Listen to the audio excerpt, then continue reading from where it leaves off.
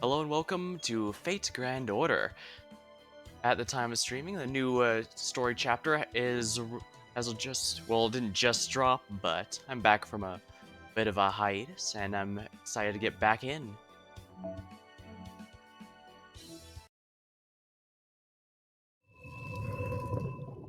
Now, as you noticed, this is Lostbelt 5.5, so we're not quite at Lostbelt 6 yet.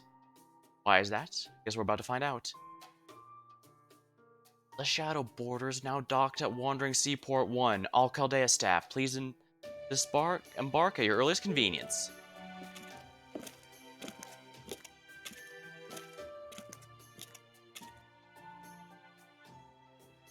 Well, great job out there, Shadow Border. That's right. It only took about 20 minutes from the time we anchored the Storm Border outside and made our way here in the Shadow Border.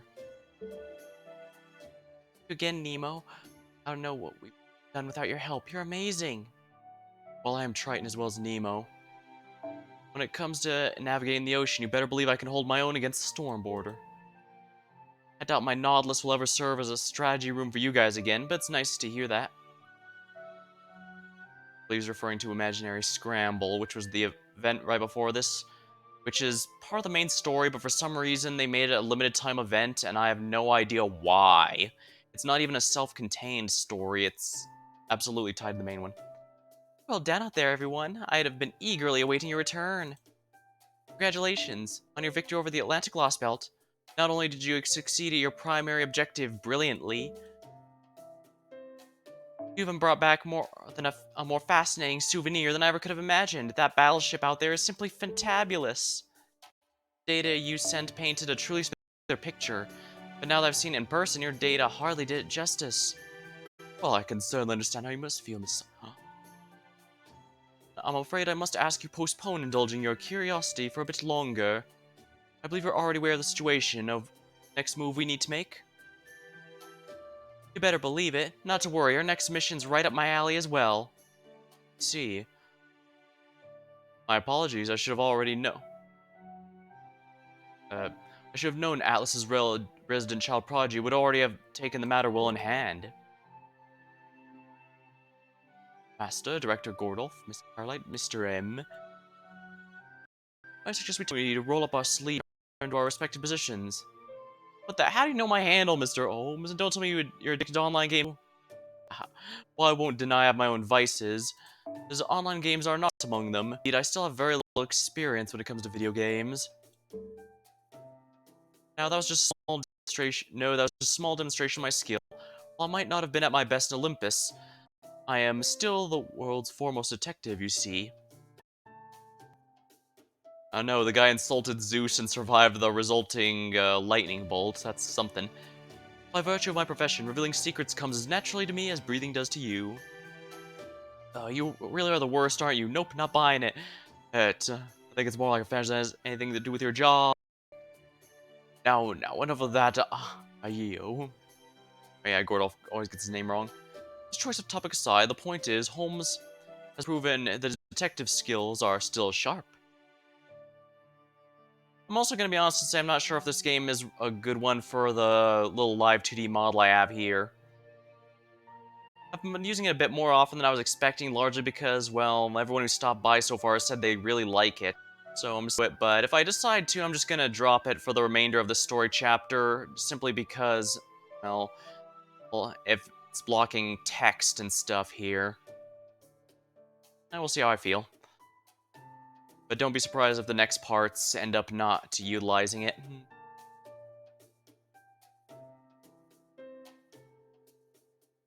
And I, for one, am most encouraged to see it, Administrative Advisor. Just make sure you keep your magnifying glasses away from my own private affairs.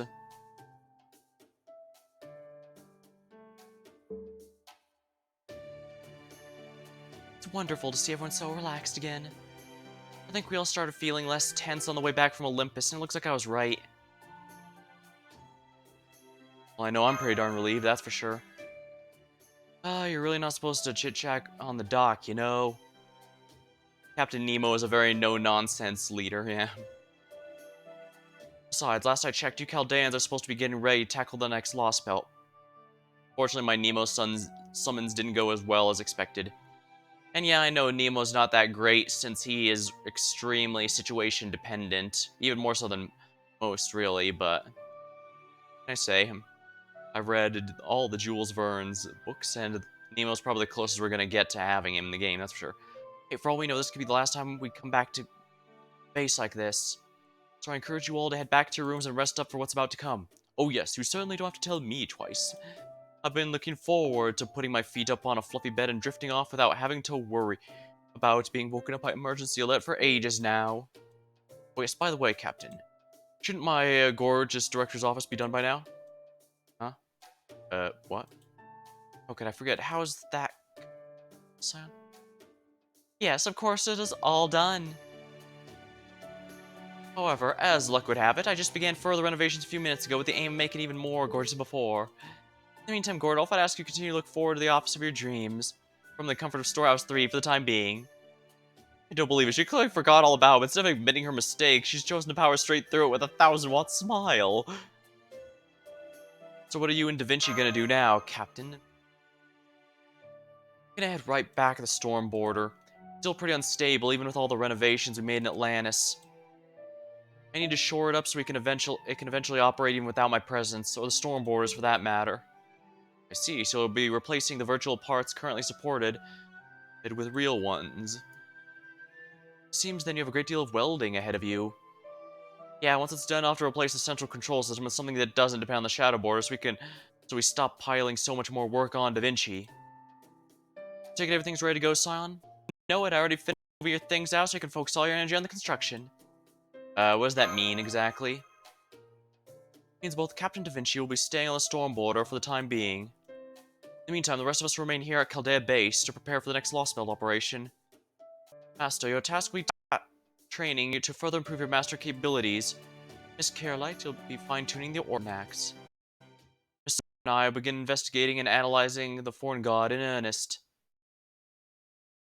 Wait, you can just do that? Only with the information we currently have available, but yes. My first order of business will be to peruse the Animusphere's records we brought along from Chaldea's Antarctic base. Those records should contain information on the former director, Olga Marie, who has now returned in the form of the foreign god. And her father, Sir Marsbury, the founder of Chaldea itself. In a sense, I suppose it will be an internal affairs investigation of sorts. As for Miss Sion, she'll be... Say no more, you want me to observe and examine everything I can on the external side. The foreign god now exists on our planet, on our planet. You can just do that? Oh look, you surprised me so much I reacted the same way as our master here did. So you did, it was very entertaining to watch.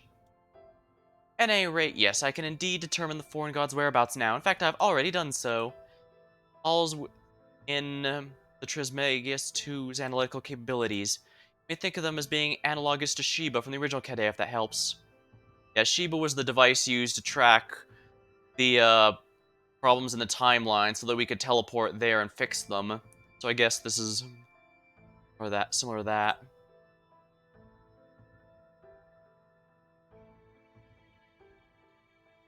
As we speak, the foreign god's signal left the Atlantic Lostbelt and moved to the South American one, where it is holding position. Small spoiler, when they say South American, they actually mean Central American. It's a common mistake, though. What? Or they might be leading into something else. But yeah, so far it seems to mostly just be Central America. We'll see. They usually like to throw you for a loop in this game. Sometimes for no other reason than I guess they feel the need to throw players for a loop. After I had the machine analyze the time-lapse footage, it concluded it could not observe a future where the signal would leave South America while the world was in its current bleached state. Which means we can expect the foreign god to remain in South America for the time being. If she's not moving from the South American Lostbelt, then... Asteria's magecraft injured her so badly that she can no longer move? That should be the most reasonable conclusion. I could think of no reason the foreign god to refrain from attacking us. That's interesting. In the last storyline, it was implied that like Sharia's attack only surprised her more than actually injured, but I guess when the foreign god manifested, it still had some limitations that even it wasn't aware of.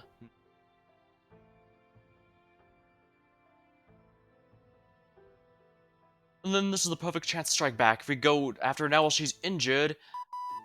Sorry, Gordy, I don't think that's a good idea. Hey guys, hope you don't mind me jumping in remotely. That's right, it's me, Da Vinci. I'm currently examining the storm border along with the Nemo Marines. And Nemo's ability is to split himself into copies so that they can all run the ship. The exact details would go far outside the scope here, so we'll just leave it at it's Nemo's special ability to split into copies of himself, so that he can run a whole ship by himself.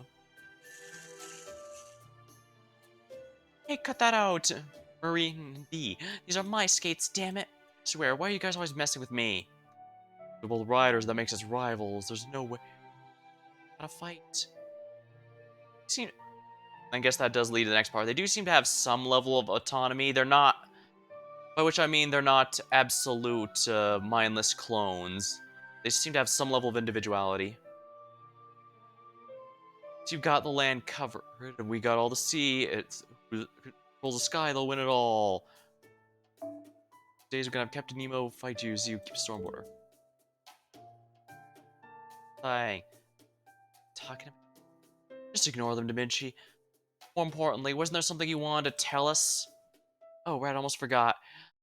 You know, Captain, it wouldn't kill you to keep these guys in line. Anyway, speak in my capacity as technical advisor. I have to strongly advise against trying to attack the foreign god in South America right now. Even if she is badly injured, as we're assuming, it still won't be any match for her, at least not yet. Based on what we observed in Olympus, the foreign god's spirit origin output is on the order of a third-class planet. In other words, she's the strongest thing we've seen since Beast 1, Goetia, and his second-class planet-level power. We just don't have anything powerful enough to destroy something like that, even if the storm border were in perfect condition. Try going to South America now, and never mind beating her, just surviving would be a miracle. If anything, we should be grateful things are at a stalemate right now. It's the strongest thing we've been seeing. Yeah, Goetia was the final boss of the last story arc, so... True. When we fought him, we were only able to defeat him thanks to a number of extenuating circumstances. What about the Black Barrel? Couldn't that do something, no matter the scale of her lifespan? As much as I'd love to say that my darling Black Barrel's up to task, I'm afraid I cannot. To begin with, it's possible the foreign god simply does not fit our perception of common sense. You see, Black Barrel can only measure the longevity as something understood by creatures of Earth. We simply have no guarantee the same rules apply to the foreign god. So basically, beings outside the domain aren't going to be affected by it. So theoretically, it wouldn't be able to affect the Lovecraftian gods within this universe because they also don't follow regular rules. That said, I suppose it's at least possible given we're able to communicate with them.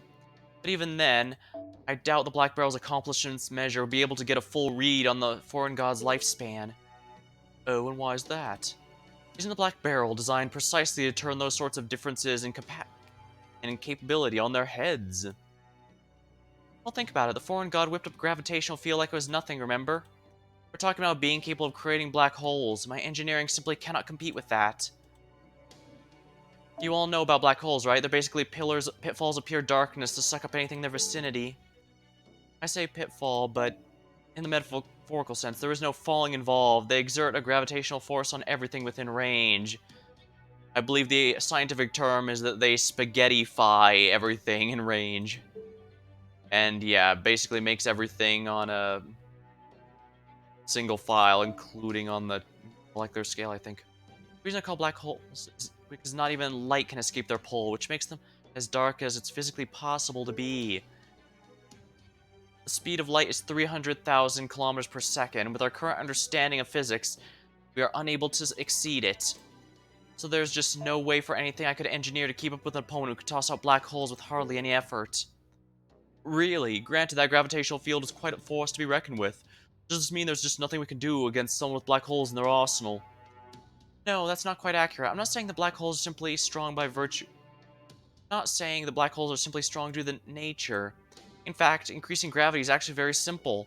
All one has to do is compress mass and raise its density. For example, if we can compress Earth's mass the size of a fingertip, it would become a black hole. So the mechanics behind a black hole's creation are clearly understood. We just lack the engineering skill to create one. Even as we speak, new black holes are forming throughout the universe. They're inevitable result of what happens when a large star reaches the end of its life cycle and simply collapses under its own weight. They're part of a stellar life, and as such, they occur in the universe on a daily basis. Or, in other words, the foreign god is using the same mechanisms as the cosmos itself. Which means even the very scales we must employ must be completely different units of measurements than hers, is that correct? Afraid so.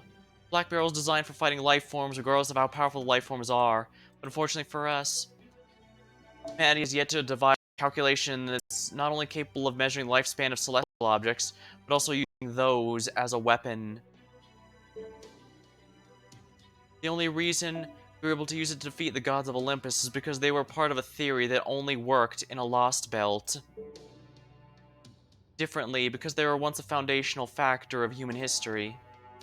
And there's no way for us to use Black Barrel to stop the foreign god, since the target uses the target's own longevity as ammunition.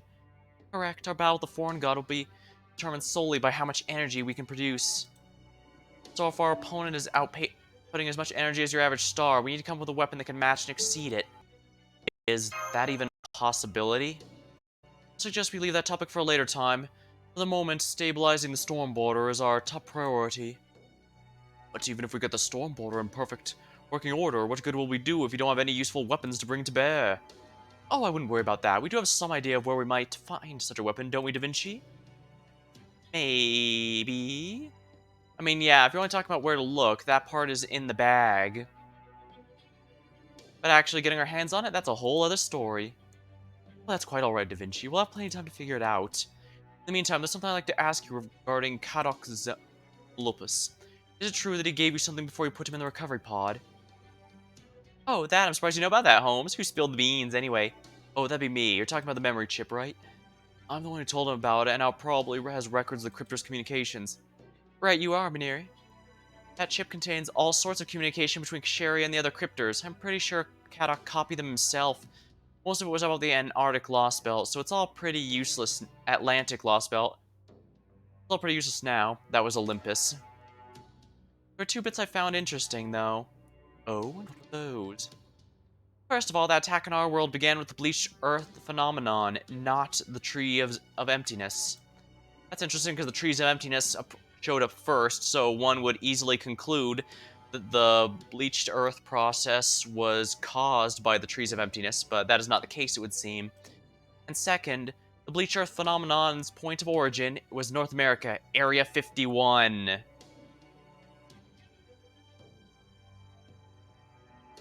So the Trees of Emptiness came after Earth was wiped clean? We don't have a great deal of information at this point, but nonetheless, Da Vinci, would you be so kind as to send the data over to me as well? Sure thing, knock yourself out. Alright, that's all for me now. The storm border is not going to improve itself after all. Alex, Mash, I know things aren't easy right now, but try not to let them get you guys down, okay?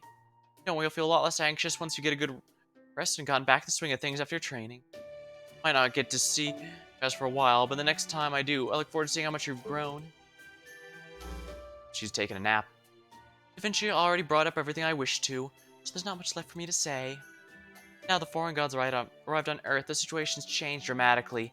However, that does not mean we should panic. True, the fact they've shown up on Earth and now have an actual physical form means they have some sort of limits we can gauge. Oh, hello, Cavey. Been a while. Well, welcome to the stream. Welcome back to the stream.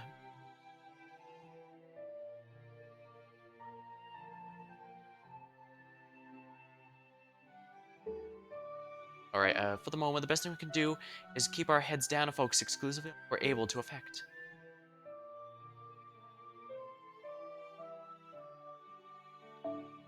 Myself and Holmes on the analysis team. That means studying the enemy and coming up with a plan. For the field team, namely, you, Layer, and the Border's crew, that means equal parts training and recuperation. Now with physical form.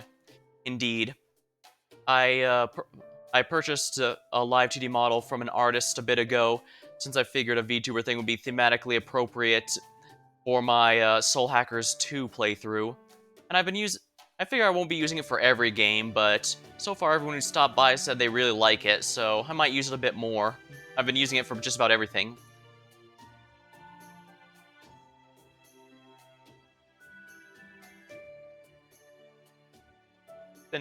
It's definitely been a nice change of pace. Plus, it feels like the channel has a bit more, how do I put this? A bit more, personality, a bit more, like it has its own, unique stuff, you know?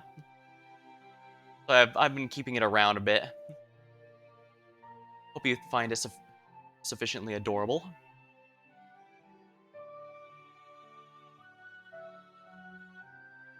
No need to worry. According to the premonitions, the world should remain intact for at least another month. And as the Atlas Institute resident genius, that gives me more than enough time to come up with a plan guaranteed to succeed. So I encourage you all to kick back, relax, and enjoy the standby time best you can.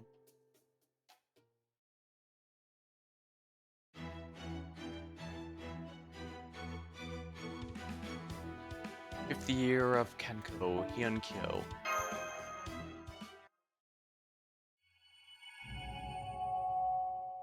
I've also got a handful of expressions I can use here, so hopefully it should feel a bit more alive. Hopefully, anyway. The moon. The moon. It watches.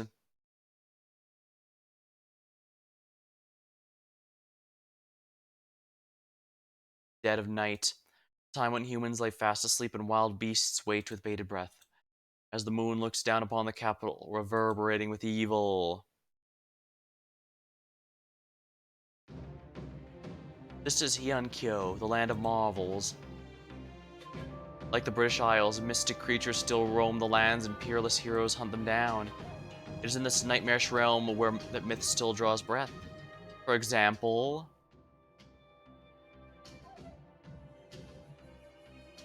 Saiji, located on the southwest end of the Hyunkyo central area. It was rebuilt only recently after fire burned to the ground many years ago. And instead, the minister of left have read a poem in its honor during its reopening ceremony. Speaking of the miniature of Left Fujiwara, he is one of the Emperor's most trusted aides. A striking figure in both body and deed, none embodies the capital's prosperity or authority better than him. You will respect his authority. As such, Saiji, with its close connection to him, is a place of miracles. Or at least that's how it should have been. Instead, it was home to rage, malice, mauled, seethe. Indeed, as the moon looks down, a vicious monster practically embodying the embodiment of loathing roams the sacred ground of this holy temple. Hey, shut up. Just shut up already. Some great evil spirit threatening the Imperial Palace and all of Hyunkyo you turned out to be. Britain's home of strange creatures and magical cheese that rides down the hill. There's also a lot of legends of fairy folk that lived in Britain during the ancient times. Which I guess is fitting, since my physical form here could be classified as a fey creature. For legal purposes, I'm required to state that while it may look like a copyrighted species, it is most definitely not.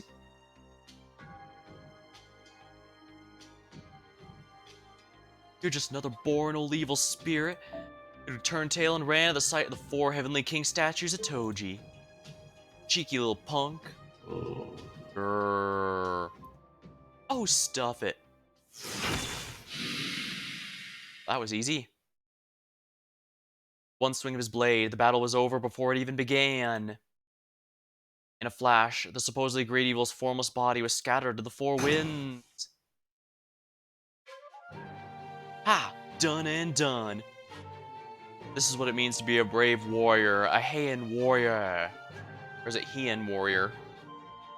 I apologize for butchering these highly Japanese names in advance because I'm probably going to be doing it continuously throughout the whole thing. He is part of the last line of defense, keeping the people of the Far East Islands safe from a multitude of wicked monsters that threaten the peace. Nah, that wasn't it either.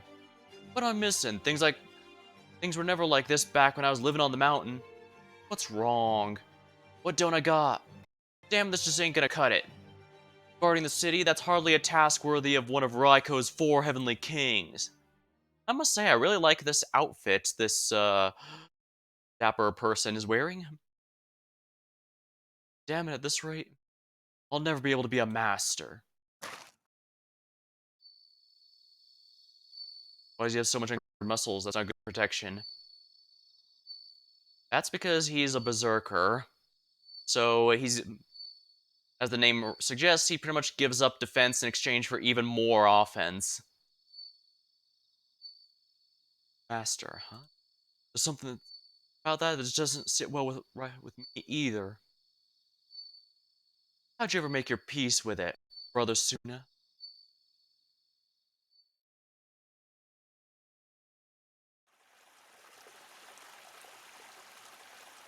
The Horikawa. Main Street, Ichincho, Midoribashi Bridge. Hachi-wielding man.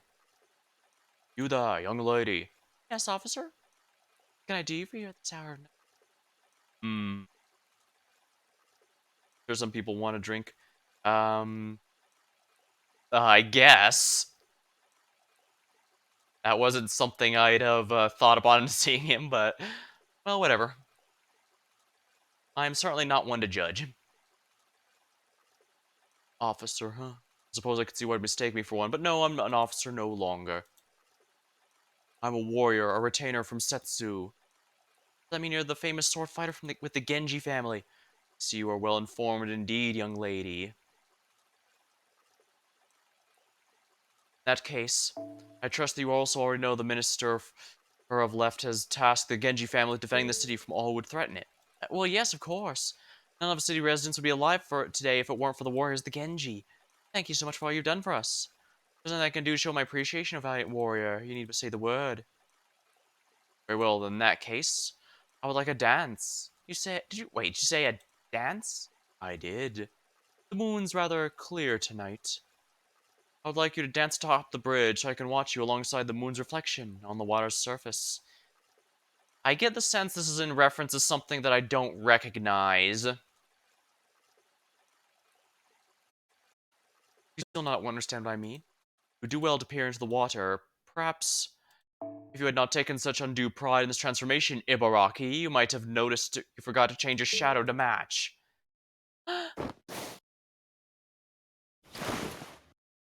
You. How dare you? How dare you? How dare you? Ibaraki was a... This emote sucks. Oh my. That is quite the emote. Yes, what is that? Oh my, surprise. Interesting.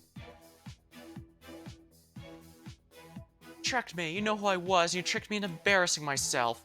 This means you figured me out from the start, then. I'll kill you. You're dead, hear me? Dead, dead, dead. I hate you so much. Ibaraki Doji is a shape-shifting Oni, so... Makes sense there'd be... That's it. Tonight's the night I finally bite your head off, gouge your eyes out, blah blah blah blah, and hang your corpse for everyone in Suzaku Avenue to see. Hear me, Sona? Hey, look at me when I'm threatening you. You can at least, acknowledge me trying to threaten you. You're supposed to tremble my fangs, shudder my claws, beg for mercy at my feet. How dare you look at me? See someone else, Sona. Look at me, damn it. Why you? Ah. Yeah, the fan base calls her Banana Oni. I can see where they get that nickname, that's sure. Hi, little Suna. Are you so terrified of me you can't even move? Good, that's more like it. Something tells me he might be pulling an Ultra Instinct on her and she doesn't realize it. Yes, that's right. I've grown stronger since that night. Much stronger. I learned a lot on Mount Suna. The time I spent with Shuten, I've learned everything I've needed to know about becoming a better Oni. And I'm just getting started. One of these days, I'm going to lead all the Oni in Japan. As the pair of Oni kings at Mount Shuten and I will descend from on high, wipe out you Genji, and devour every last person on the face of the earth. Eee. Ha ha ha ha. Is that really all you have to say, Baraki? Seems you still have yet to catch on. You're clearly a long ways off from rivaling Shuten as a leader of Oni in the world. What? What's that supposed to mean? Neither your flames nor your claws came even close to injuring me. For that matter, in case you haven't noticed, I haven't even opened my eyes for a while now. Oh dang, he really has been pulling an Ultra Instinct. More like Cheetah than Banana. I guess I can kind of see where you're coming from that, but at the same time, her sash does have stripes. Maybe a banana tiger? You, how dare you make a mockery of me, you, human? Curse you, Suna. Ibaraki. Ah, my arm! You cut off my arm! Oh crap, now I'm tempted to make a Fate Zero reference where the person loses their arm. Ah! My right hand, my right hand, my right hand! It's actually kind of a tense moment, but it's also kind of silly. God, it hurts! Ah, damn you! Bastard Sona! Huh? Wait, what do you think you're doing right now? Why'd you sheath your sword? Why aren't you, coming for my head next? Come at me again, damn it! Go on, I dare you. Next time I swing your sword, that's when I'll bite your head off. I mean it. It seems there's no servant to be found here, and you've yet to use a single support spell even after having your arm cut off. So clearly, you're not a master.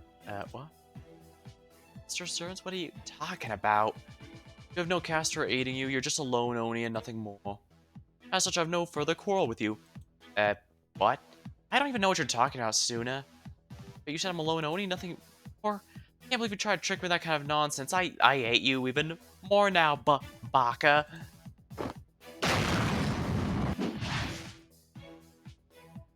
Smokescreen made of fire. Then she hid. If nothing else, Baraki, you do get better at turning tail each time we meet.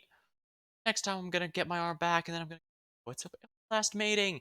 Got my word on that, Suna, my hated rival. Don't you dare forget it. You shouldn't have made him your rival. Now he's automatically gonna level up every time you do, just to make sure he's always on par with you. I forget what comic had that, but... I'm reminded of that one comic where a person's rival was playing cards and they automatically level up in the middle because, oh, the player looks like the player character leveled up. So she's returned to the mountain. Asta. Them to make a joke about biting it over restraint. In the general sense, I do try to keep these from being too kid-friendly, so don't worry about it too much. Then again, most of the games I play through here are not exactly kids' games. I mean, I chose to not play Pokemon through this generation, this year, so I mostly just played Soul Hackers 2, for example, and that's an M-rated game. This game itself, I believe, also was it a T rating or M? I think it's M simply because of some of the heavier content it deals with, but I'd have to check. Although it should also probably be M because cards on the table, the gacha is absolutely gambling. Obviously fine if you like gambling, just something to be aware of. Semester, her magical energy is far beyond that of an ordinary human, but also doesn't belong to a servant. Perhaps she was a phantasmal, or she's an Oni. Right, of course, you never had such creatures in the land you hail from. Interesting, so this Suna person here has his own servant. It's someone from ancient Greece. Ibaraki and I have something of a history, as you might have guessed, but never mind that now. For the time being, I shall hold on to this arm myself. Understood. So this is what it feels like to have one's senses enhanced with magecraft. Well, if nothing else, I'm glad Ibaraki gave me a hand. Magnificent work, Caster. As you can see, I remained without a scratch even after facing off with an Oni. Don't be rude, Lord Suna. All I did was cast a simple spell to temporarily enhance your senses. Oh wow, he really was doing, Medea Lily is basically the young version of the famous witch Medea, who is from Greek mythology. I believe she's mostly known for, I think it was the Iliad.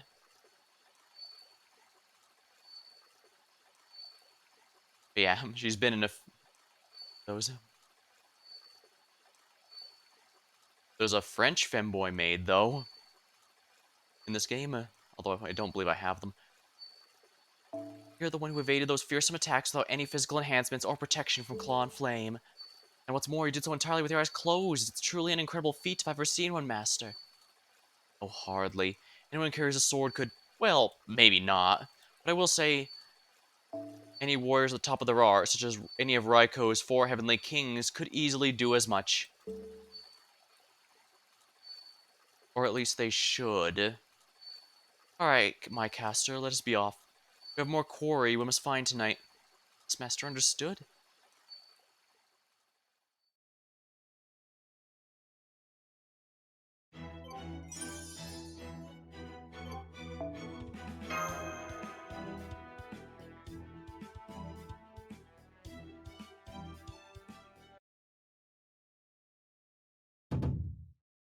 Singularity, we have a singularity on our hands. But as I've mentioned many, many times, I'm very much a layman when it comes to singularities. Plus, I really don't want to get involved with them if all possible. So while usually I'd be sitting back and enjoying an elegant cup of tea in my gorgeous director's office, currently still under construction, circumstances apparently being what they are, I decided to at least put a brief appearance in here. In regards to singularity itself, I'll let my technical and administrative advisors handle the briefing. Right, technical advisor, have at it. I'll be watching over the proceedings from a safe, supervisory distance. Thanks, Gordy. I'll take it from here. Oh, foe. Is that your way of welcoming me, foe? Thanks. Alright, Master, Mash, ready to get the briefing started? I am ready. I take it we need to ray shift somewhere again? Now, don't be hasty. Alright, so this latest singularity was observed about 30 minutes ago. Of course, with Earth currently being bleached clean of human history, the only kinds of singularities that can even occur now are minute ones. Or so we thought. You remember what Sion told us about the minute singularities? Basically, the worst that can happen with an unrepaired one is that it causes a few minor problems when Earth is restored to normal. But that's not the case here. This is the real deal. A full-blown, genuine, capital S singularity. A real one? You mean like the original 7? Yeah, that was during the first major story arc of the game. Oh? Precisely. Which means the singularity represents a grave threat to humanity, even with Earth in its current bleached state. In fact, this one has appeared as a blot of black stagnation even on this empty Earth. Suggests its influence is far-reaching indeed. This is the unfortunate conclusion Trismegistus 2 has reached. A black stagnation. Yep, a black stagnation. How can I put this? It's basically like a giant sunspot. That's the kind of stagnation we're talking here. But didn't the genius of Alice Institute say we had at least a month? An excellent point, which is why I think you should hear what she has to say yourself. Go ahead, Scion. I'm sorry, just please forget about everything I said about the world remaining intact for about a month. The thing about the singularities is only people who can predict them are the ones who cause them. That's why even Gotia end up being undone by them. They're like insects eating holes in your map before you're even aware of their existence. Anyway, there you have it. I'll let the singularity professionals take it from here. Good luck fixing this one and restoring humanity. Makes sense now? Alright, so your mission is to investigate and eliminate this dark spot in human history. Singularity is located in Japan during the Heian period, the 5th year of Kanko, or 1008 by the Gregorian calendar, the early 11th century. Alright, good. I am a bit more familiar with the Gregorian calendar. More specifically, it's located in the city that we now call Kyoto. That was once the capital of Japan, wasn't it? I mean, it's a major area. That was the time it was commonly referred to as Kyo or Miyako, meaning the capital. Okay, so yeah, I was correct. Nice. Kyofo! Perhaps it would be easiest to simply refer to this as Hinkyo, as the Han period Kyoto. Well, that's a pretty good name then. Hinkyo. Either way, it rolls off the tongue rather well, I think. That's the period that Ryoko and Kentoki, Shuten, Ibaraki, Murasaki, and Sei all come from. Now that's golden! Somebody say Enkyo? It's the 5th year of Kanko Noa? Now you're really golden. You're, speaking my language. Time's right around when us Genji warriors were in our prime. As I recall, that was just before our big Orni cleanup operation. Which means you can expect to see yours truly. So you better believe me and Boss Raiko are gonna be all over this. Well, no, Raiko's kinda busy getting things ready now, but I'm sure she'd come running a flash if you gave the word, Master. Kentoki means golden time, right? Hey, and this really is your time to shine. Hell yeah! That's true. You almost surely know this place better than anyone. And if we could meet up with your historical counterpart, I bet you'd be perfect for getting him to cooperate with us to share what he knows. I agree having you calling would be ideal, if that were possible. His shirt is tight. Yeah, they definitely didn't hold back with the beef when it comes to design Kentoki. But he's a pretty friendly guy, one you'd really love to have a beer with. Or at least that's my thoughts. What's the matter, short stuff? Why the long face? Well, the thing is... Hello everyone, long time no see. Umakataro at your service. Kato Danzo, likewise. Ah, where'd you two come from? Oh, I mean, they're ninjas. You're not supposed to see them coming. What is with ninja servants always popping up when you least expect them? Isn't that kind of their job description? I mean, sure, I might be able to handle the surprise thanks to nerves of steel cultivated during a lifetime of racing, but it could have easily caused once St. Michael here to die of shock. Hubby's not even sticking to the food theme anymore. I'm so sorry, Director Gordolf. I promise I'll be more careful from now on. Good. But within reason, I'm aware you ninjas are all about stealth, after all. Master, Lord Kentoki, Lord Gordolf, others distinguished guests, will you please hear what we have to say? Well, of course we will. I see no reason not to. Ah, thank you, Master.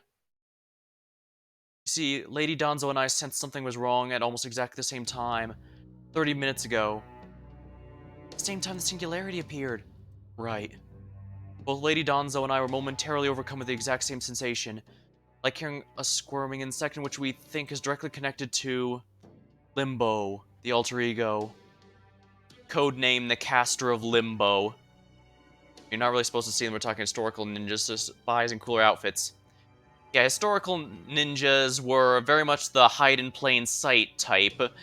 They definitely disguise as peasants only to whip out a sword from their haystacks or whatever. As neat as the pop culture outfits can be, from what my understanding, they didn't actually wear those back at the time.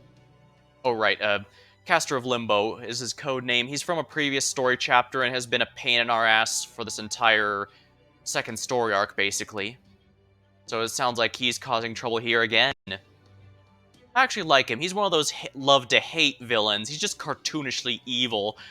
Think like Kefka from Final Fantasy, Dementio from Super Paper Mario. A clown theme, I guess, but yeah. He's so evil it wraps around to being endearing. Can't say anything behind those bangs, yeah. Oh, Limbo, huh? I've heard the stories about him too, Master.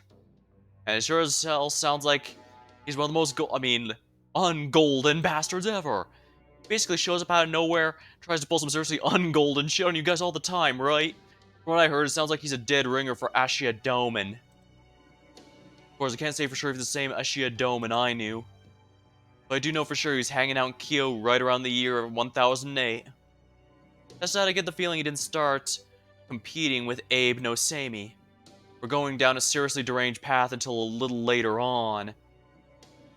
see anything beyond those. Oh, wait, I mean, can he see anything beyond those bangs? I guess so.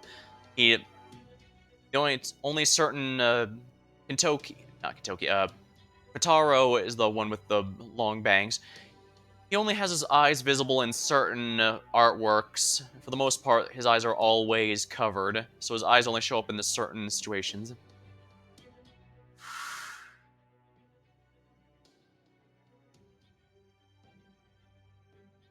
There he is, caster of Limbo. A cartoonishly evil clown. Limbo. Limbo is truly a wicked creature, and yet I have the strong sense he and I are entwined by the threads of fate. I feel the same. What's more, when I heard you all mention Hiankyo, that feeling only grew stronger. So please, Master, let us come with you on this journey so we may cut the threads of fate that bind us to him once for all. Phaeton, well, I can certainly understand how you must feel, but I'm afraid we can't make the call on that alone. What do you say, technical advisor? Sending contracted heroic spirits along with a ray shift may work for pseudo-singularities and minute ones. But were you able to send them into a real singularity that easily? As far as I can recall, you can only reshift 2 at most. Of course, being able to reshift a contracted heroic spirits from our time would be a huge advantage on any mission. But as our director so rightfully pointed out, we're usually not able to have them tag along. Huh? Well, there have been experiments with extremely rare skills that allow them to ray shift on their own, teleport into those singularities on their own. For the most part, it just is impossible. Since most can't, their only choice is to sync up with Master. As for how we determine even what's a possibility, it all comes down to the singularity's essence. By which I mean how harshly it treats elements that didn't originally exist in that history. Basically, a singularity or something that goes wrong in the timeline, so we teleport back in time in order to fix that so that history gets corrected. And the universe here is basically, the crystal looks tasty. That's based off an actual design Leonardo da Vinci made, if I remember correctly.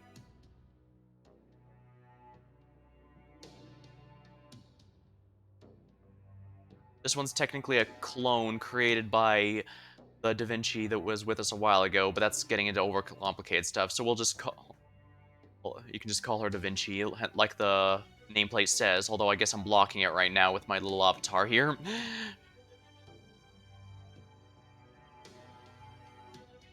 But yeah, basically the universe here seems to work like Futurama. When the timeline sees something that isn't supposed to exist, it makes an active effort to try and fix it to get history back on its correct course. Put another way, how many gaps it has through which foreign elements might slip in. For example, if a singularity were to appear at a crucial point in human history, there'd be almost no room to bend the rules regarding what sort of outside elements were allowed. But minute singularities restrictions aren't nearly so, well, strict, which means there's room to fudge things, presumably allow us to reshift some contracted heroic spirits with Master. The same mostly holds true for pseudo-singularities too. Yeah, heroic spirits here, these are all basically really powerful familiars that our player character can command. It's not as direct control since they're all autonomous on their own, but that should be enough to get through here. Fortunately, giving all details in something from the Fate universe is like trying to give all the details to the Destiny universe. You kind of want to keep it simple because otherwise you're going to be here for days. In some cases where heroic spirits are able to ray shift along thanks to their bonds, temperaments, traits, or other unique characteristics. For example, with Agartha, Astolfo and Daon had no problem tagging along. Salem, we could send Robin Hood, Samson, and Metahari.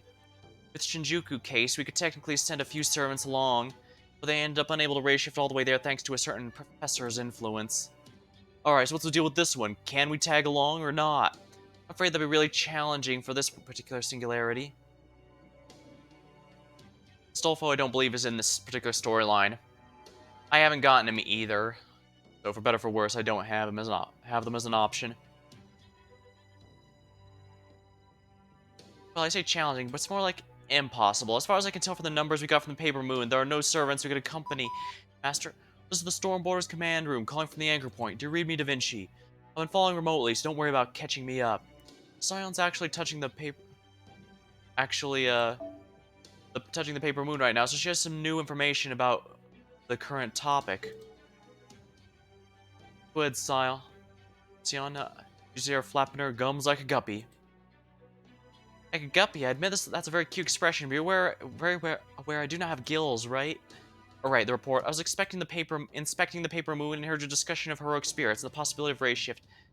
Out of curiosity, I decided to run some raw numbers, and the results were actually interesting. Interesting, you say? Oh yes, very interesting. Not a result I would ever have expected on the first try. It's almost as though someone's extending an invitation for the relevant parties to come along.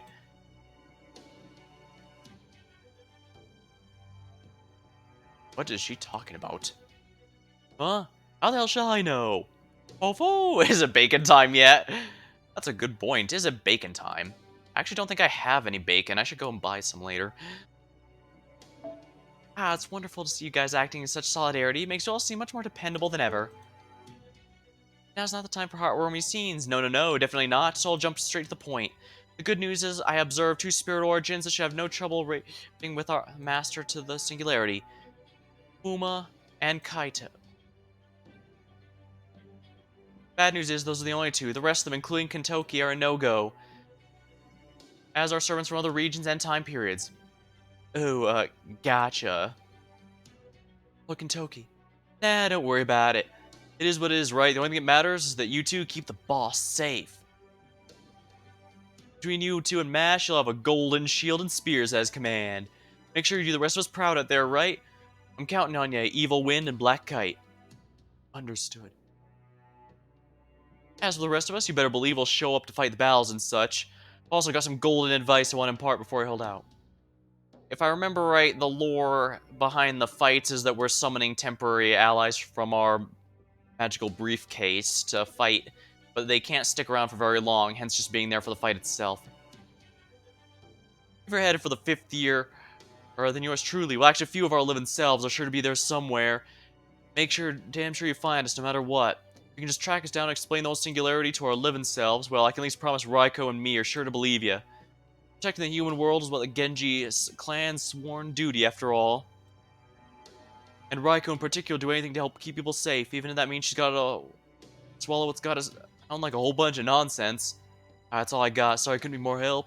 Good luck, boss, I'll be rooting for ya. I do my golden best. Now that's what I'm talking about. Oh, I see you're raring to go too. I'm not letting that fireball tag along on another mission. It's staying right here this time. Think about it, what if it gets lost and left behind? It could end up single-handedly ruining Japan's natural ecosystems. Oh. Ah. What is it, fireball? You have something to say to me? Administrative advisor and technical advisor, I'll take care of this brute with no sense of self-preservation. In the meantime, go ahead and brief the field on the specifics of Operation Raw. Ooh. I guess they're gonna be fighting for a bit. Alright, then let's go, shall we? It's Carla, Fuma, Kaito. So, your mission is to investigate and repair the singularity in Hinkyo in the year 1008. That's the long and short of it. It'd basically be business as usual. Find the Holy Grail that's causing the singularity and bring it back home. And like Kentoki said, he and Raiko's living selves should be there. Do everything you can to make contact. They'll sure to be a huge help. Oh, and one more thing. In regards to the particular Holy Grail's whereabouts, we actually have something of a hint this time. Limbo. Based on what we know, there's every possibility that he's managed to procure one and spawn the singularity using methods we can never predict. Limbo, the alter ego. Every now and then you come across people who will give up everything if it means causing as much destruction as possible. Those kinds of people leech life from everything around them. They refuse to see worth in everything, themselves included, and stick solely to hurting and killing. So be careful, because I suspect that's the kind of threat Limbo might be too. Yeah, he's absolutely one of those watch the world burn villains.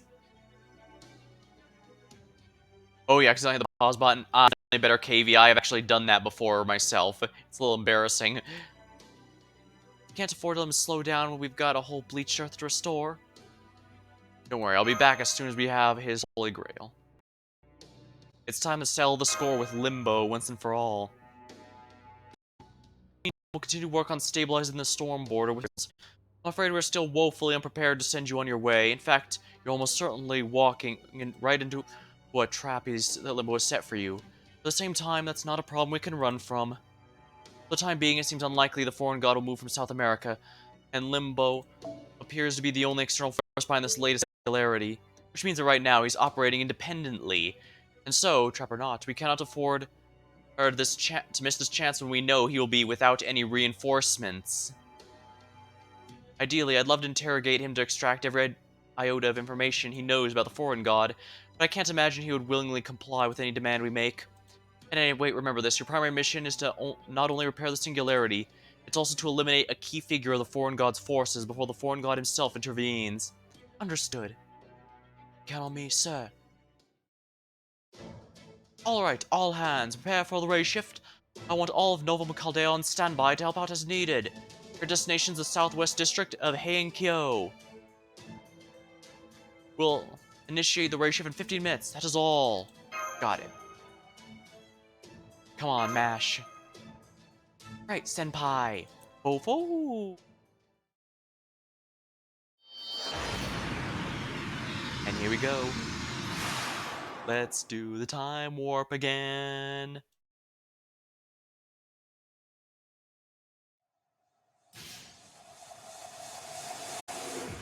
Human foundation value. E minus.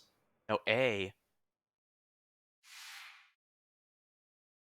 Changing is not something they would do lightly. Progress award. Oh yeah, the game added a lot of main story because not enough people were doing it.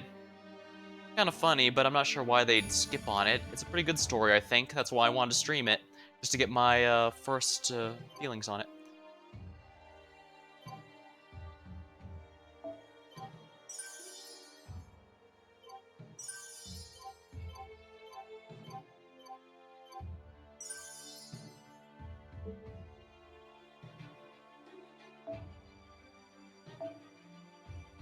Alright, so that message basically means that I'm going to do the story, and then I decide on my party right before it happens. What is this place? Oh crap, we're in an Illumination movie. We go, what is this place? And then a song begins playing. Did the ray shift work? Are we in the past from Sekiro? Is it about to catch fire? Mash, Kotaro, Danzo. My apologies, but no, I'm not Smash. It is I, Danzo. I have scanned our surroundings and confirmed that our ray shift to the Heian period capital was successful. Right. I sometimes refer to Danzo as a puppet in the dialogue because I believe the original one was a master of puppet tools, and so the game decided to interpret it to Danzo as yeah, boobs so that she would sell better, but also to be a puppet herself, which is an interesting way to do it. One of those ancient robots of sorts. I've scanned our surroundings and can confirm that our raid shift to the Heian period capital was successful.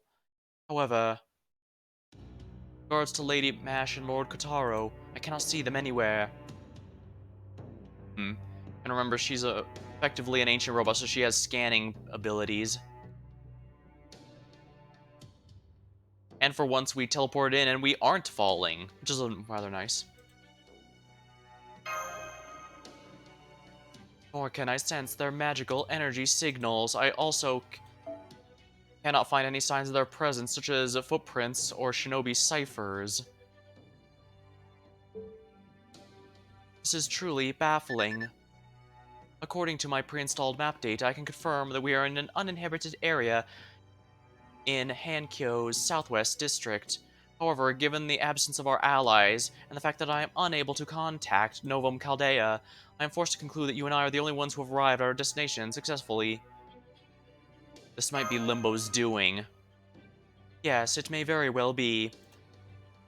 Master, as a countermeasure against interference in the ray shift, we are employing presence concealment. Luckily, assassins have that by default, so they're pretty good at hiding themselves. Lady Da Vinci came up with an idea using the interference data collected from the Shinjuku pseudo-singularity.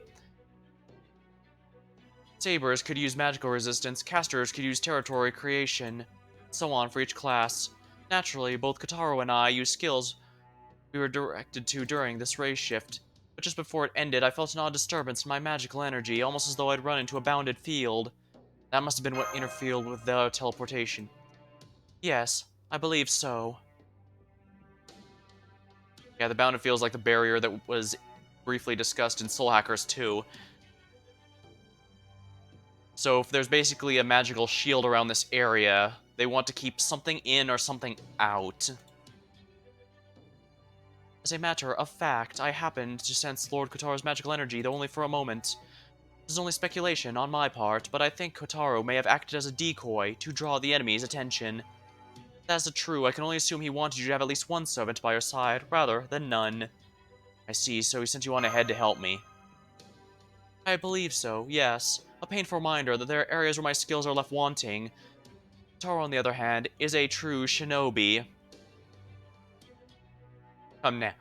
The fact you're here at all is still a huge asset. At any rate, let us take stock of our situation, Master. It seems clear that you and I were the only members of our party to successfully reach our intended destination. At present, our allies' whereabouts are unknown.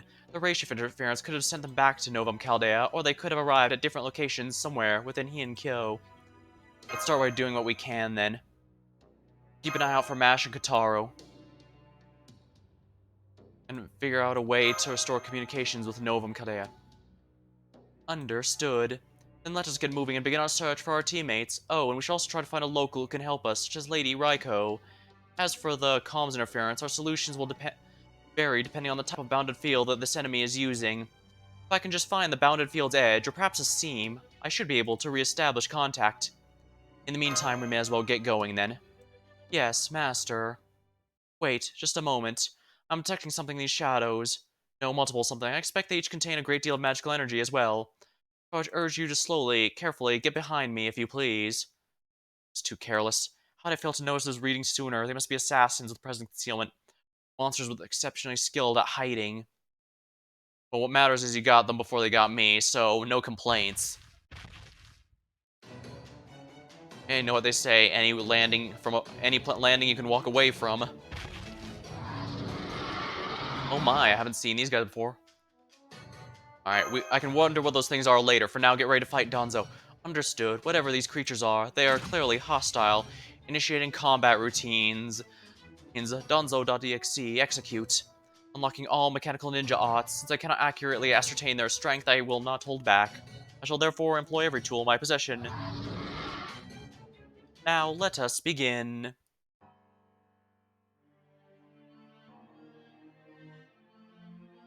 Might as well take the story support. That's a Lancer, I see. Let's bring someone good with a sword. Let's bring Suzuka. This should be sufficient. For anyone who plays this game, I did successfully get Castoria. Yeah. Castoria. I tried to record my rolls, but there was a couple reasons for that. One is, you're probably thinking, what, NP3? You must have gone really hard for her. But if, no, I got lucky. Which means I can never show anyone that recording, or else I will be murdered. Also, I kinda don't want to do any more roll streams, because as neat as they are, as amusing as they are, I guess they're not as fun as I was hoping they'd be. Oh, if there's only 3 of them, let's just do this.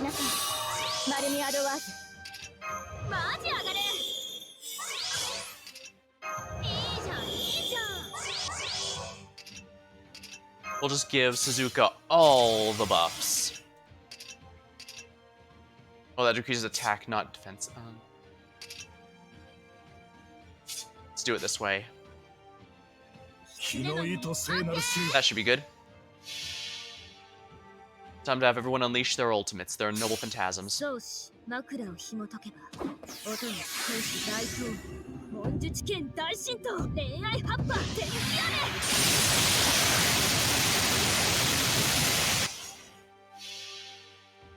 little bit of HP left, but Arash will finish him off.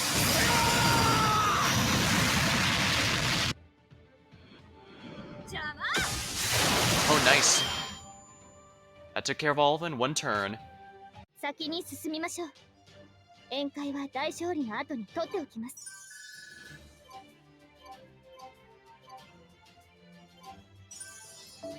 There.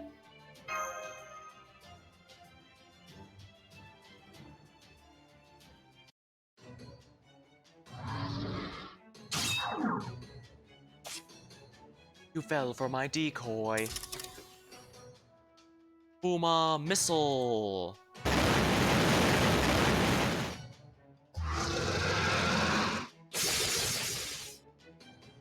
A mass of black blades. Master, watch out. This is nothing. Alright, you foul spider-looking monsters. Try this on for size. Evil wind, death storm.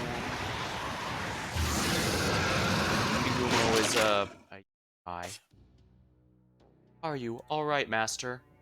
What about you? You're obviously pretty injured right now. Oh, this is not a problem. As you can see, my self-repair function remains intact. I will be fine. There's nothing to worry about since my spirit core is undamaged. Rest assured, I'm not about to fall now. If Lady Mash and Lord Kotaro are not here, it falls to me to keep you as safe as they would. Wow, though you're amazing. All that aside, these creatures we encountered were truly terrifying opponents. I do not have many records of these large spider creatures in my database, nor do I remember seeing them during the Age of War. It's as though they're demonic beasts straight from the Age of Gods. Or at least that is the closest thing they remind me of from the many opponents I have fought in the simulator. Well, either way, it looks like we better avoid fighting them as much as we can. Agreed. Lady Da Vinci has told me that Japan was home to many ancient mystics. Even during the Age of War, I remember seeing Oni and monsters, but even so, I never would have expected there to be such ferocious beasts wandering about a city only a few hundred years earlier. If this is any indication of the current state of affairs, this land may be more nightmarish than we dared imagine. Truth be told, I am still reeling from the shock. Guess the local warriors must be pretty strong, then. Indeed, I can only hope we can win one over to our side soon. Such an ally would be a great boon. But on the chance they prove foe rather than friend, I will do whatever I must to protect Master, even should it cost me my life. Well, that's ninja dedication for you. Never mind, it is not important. No matter the opponents we face, my duty remains the same. I must keep Master safe, and that is all that matters.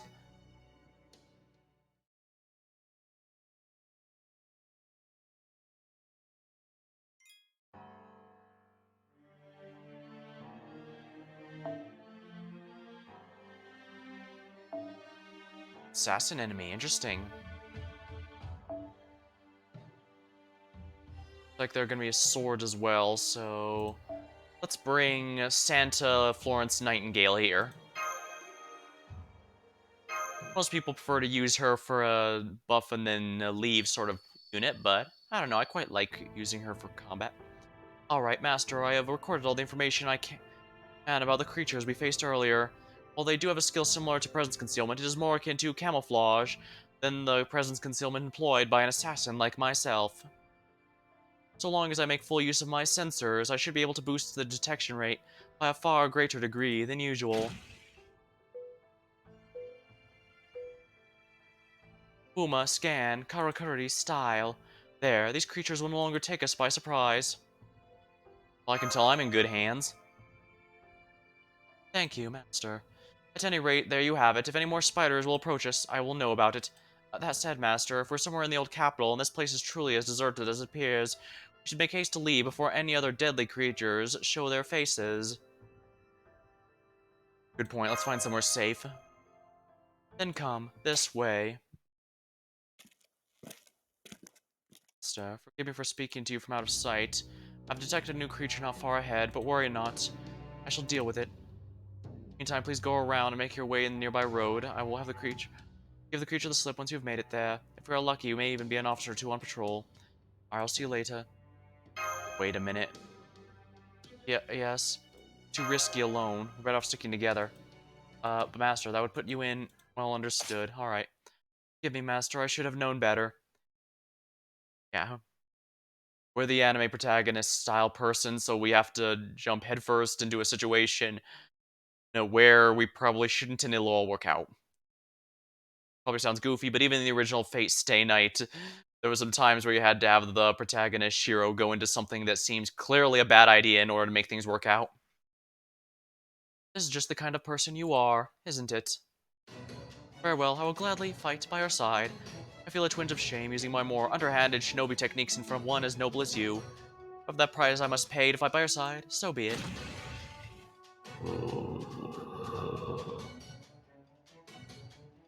Alright, once we take this thing down, we'll make a break for the road. Understood.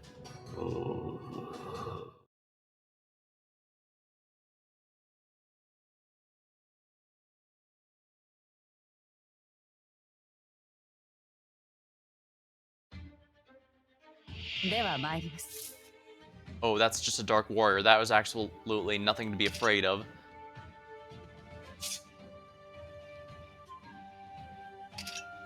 早立ちです。カルウェイ。ベル、高らかになれ。 I'm sure, keyword pretty sure I should be able to do this. 誇りにか圧倒します。そこです。 I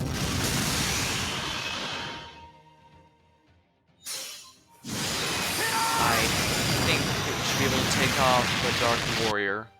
Darn it, we're just a bit short on everyone. Power of life or death.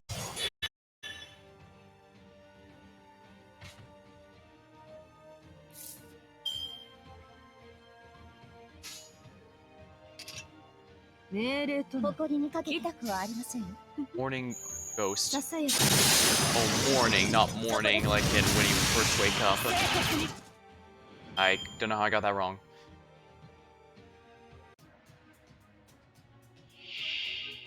Doc Priest. 古きルール。こういうこともできる。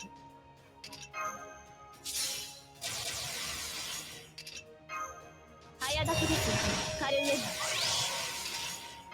No buff removal. 問題ありません。慣れていますね。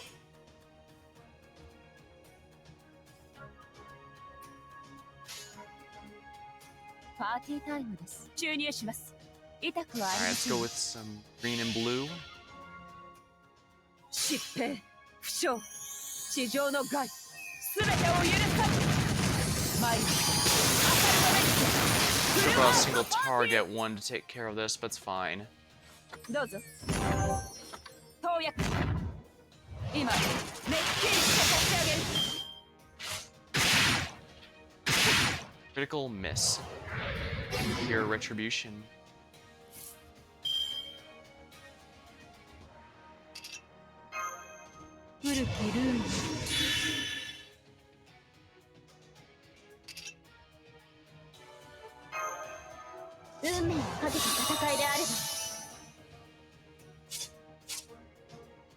Buff again, let's see here. Nullified defense buffs.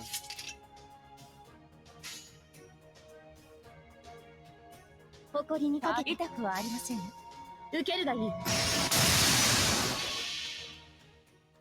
疾病、負傷、地上の害、すべてを許さず。参り、アサルトメリス、フルマークパーティー。そこ。And there we are. 世界のすべてのお菓子が薬になる。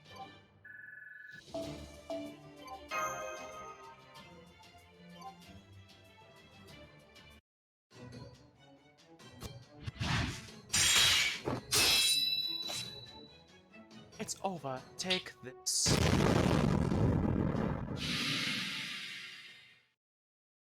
No, I think I've seen something like that thing before.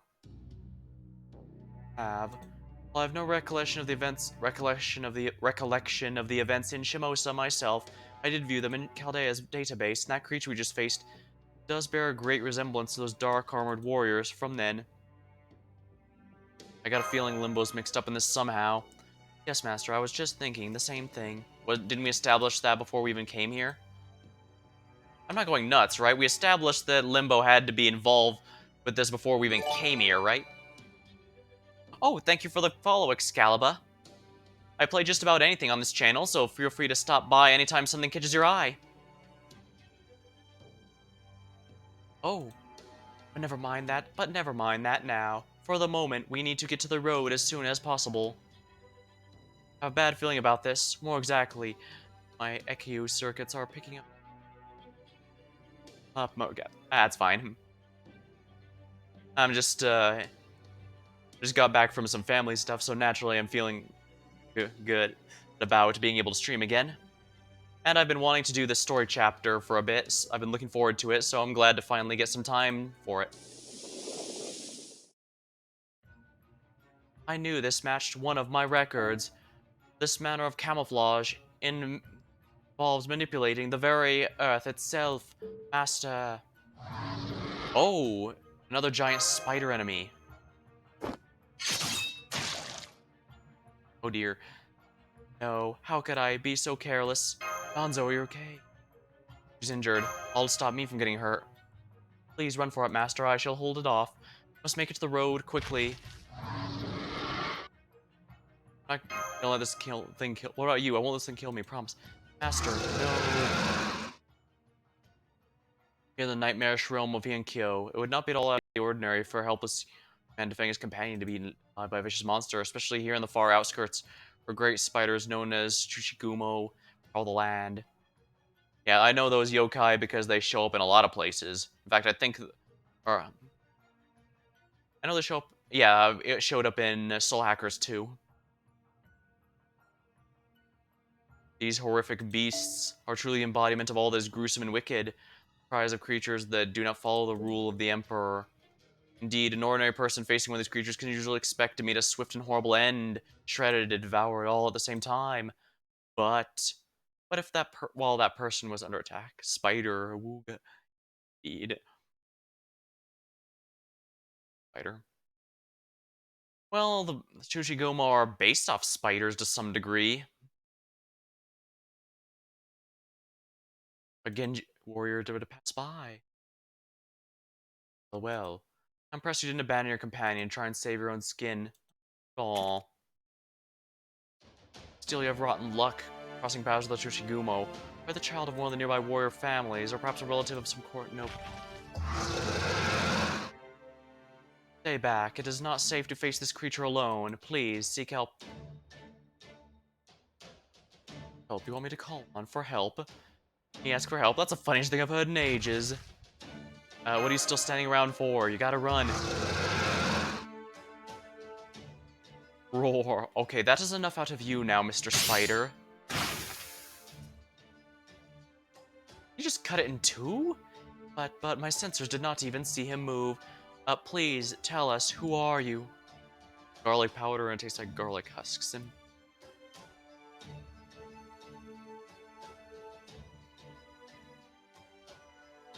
I quite like garlic flavoring. I mean, I like garlic bread quite a bit, for example. I should probably make something with when she get the under. I think she always had it.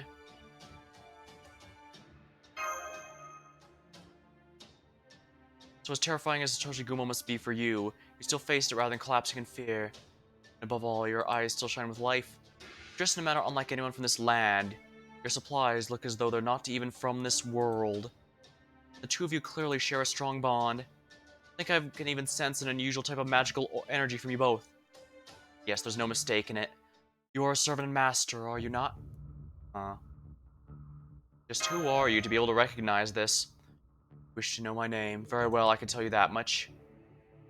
I'm the head of Raiko's four heavenly kings, guardians of the capital. I'm the warrior of Genji entrusted with the most prized sword, the Hagakiri. Escorting Special Agent Watanabe no Suna.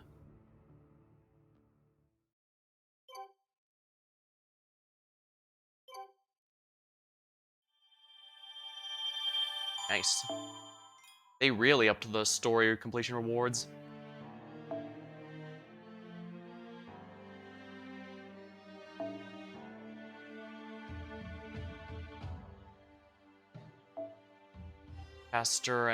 Casters usually aren't too threatening, so I'm not too worried about them.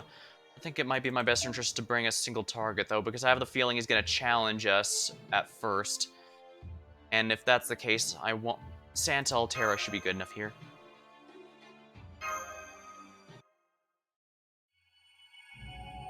Act 2. Warrior.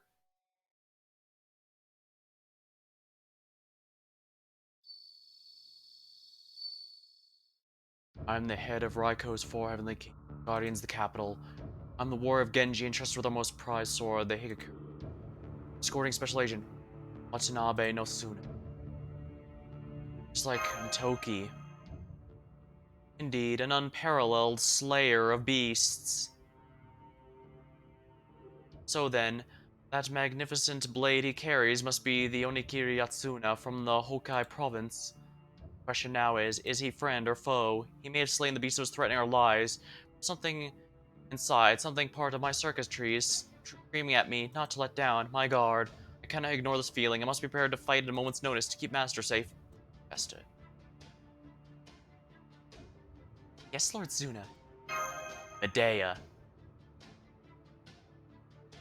You were right, Master. We're facing a servant, I'm certain of it. See, this is a cruel twist of fate. Forgive me, foreign boy, despite having just saved your life. I now have no choice but to take it in accordance with the rules of the Imperial Holy Grail War. Lord Fujiwara no Mishiga's word is absolute as the edicts from heaven themselves. Now face, Master. Now what are you talking about? Master, get behind me now. Well, well. So you have chosen to get between me and my target. Your peculiar motions are surprisingly quick. Sword strikes are too fast for me to follow. And what's more, they are frighteningly strong. I can feel my limbs groaning under the pain. Even as a servant, I'm still no match for the mastery of the blade. Servants are typically extremely powerful familiars, so if he's able to keep up with that, well, they're usually already well above regular human strength, so... So this is the head of Raiko's 4 Heavenly Kings. Why would the 4 Heavenly Kings attack us, and why is a servant accompanying him? I don't know, but right now, neither Mash nor Kotaro are here to help. It falls to me to keep Master safe, no matter what.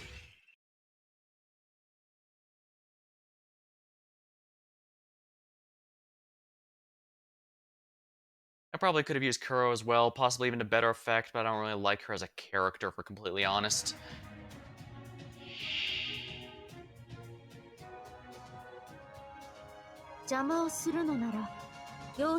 Endurance battle. So basically, alright, so what that's telling me is I only need to survive a certain amount of turns. What is his, what's this thing here? Increased critical hit rate or apply damage cut to yourself during attacks.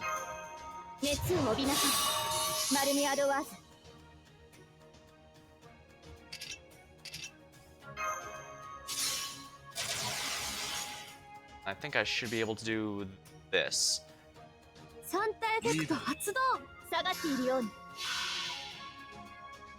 Actually, I should have replaced... Darn, I can't believe I forgot to give a charge. I should have equipped an actual card to Castoria so she could contribute a bit more. It's not a big deal. I forgot to remove my event CEs from the last one. Whoops.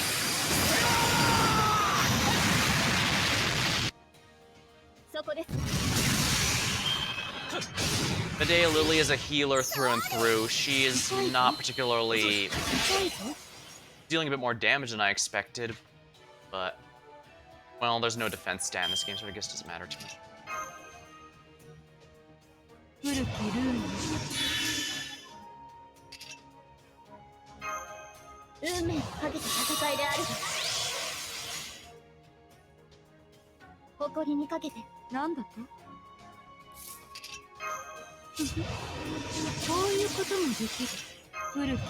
Defense down so that he can't dodge this.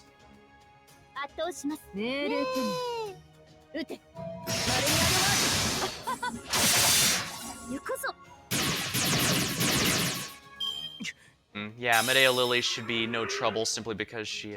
Oh, we beat him. I was just gonna use the MP next to get rid of that, but I guess I should have realized it's a story thing.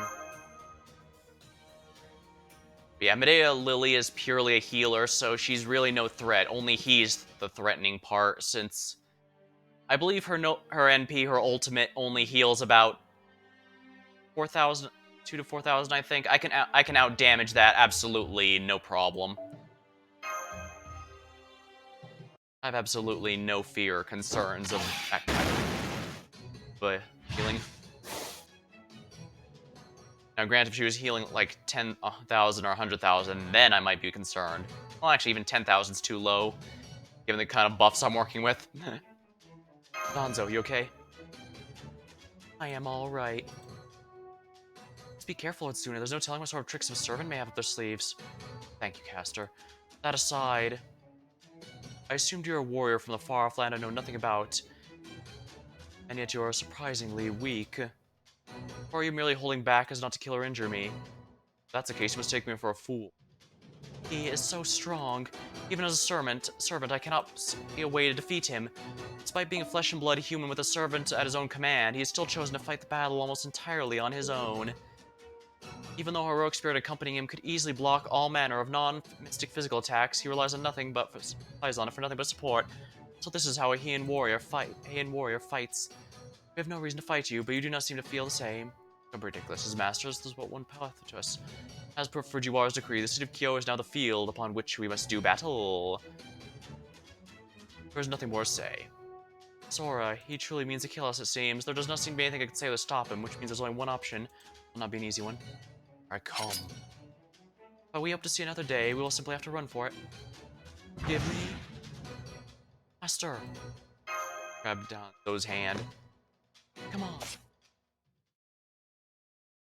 I see. So it seems there's actually a Holy Grail war we just stepped right in the middle of, and he took us for...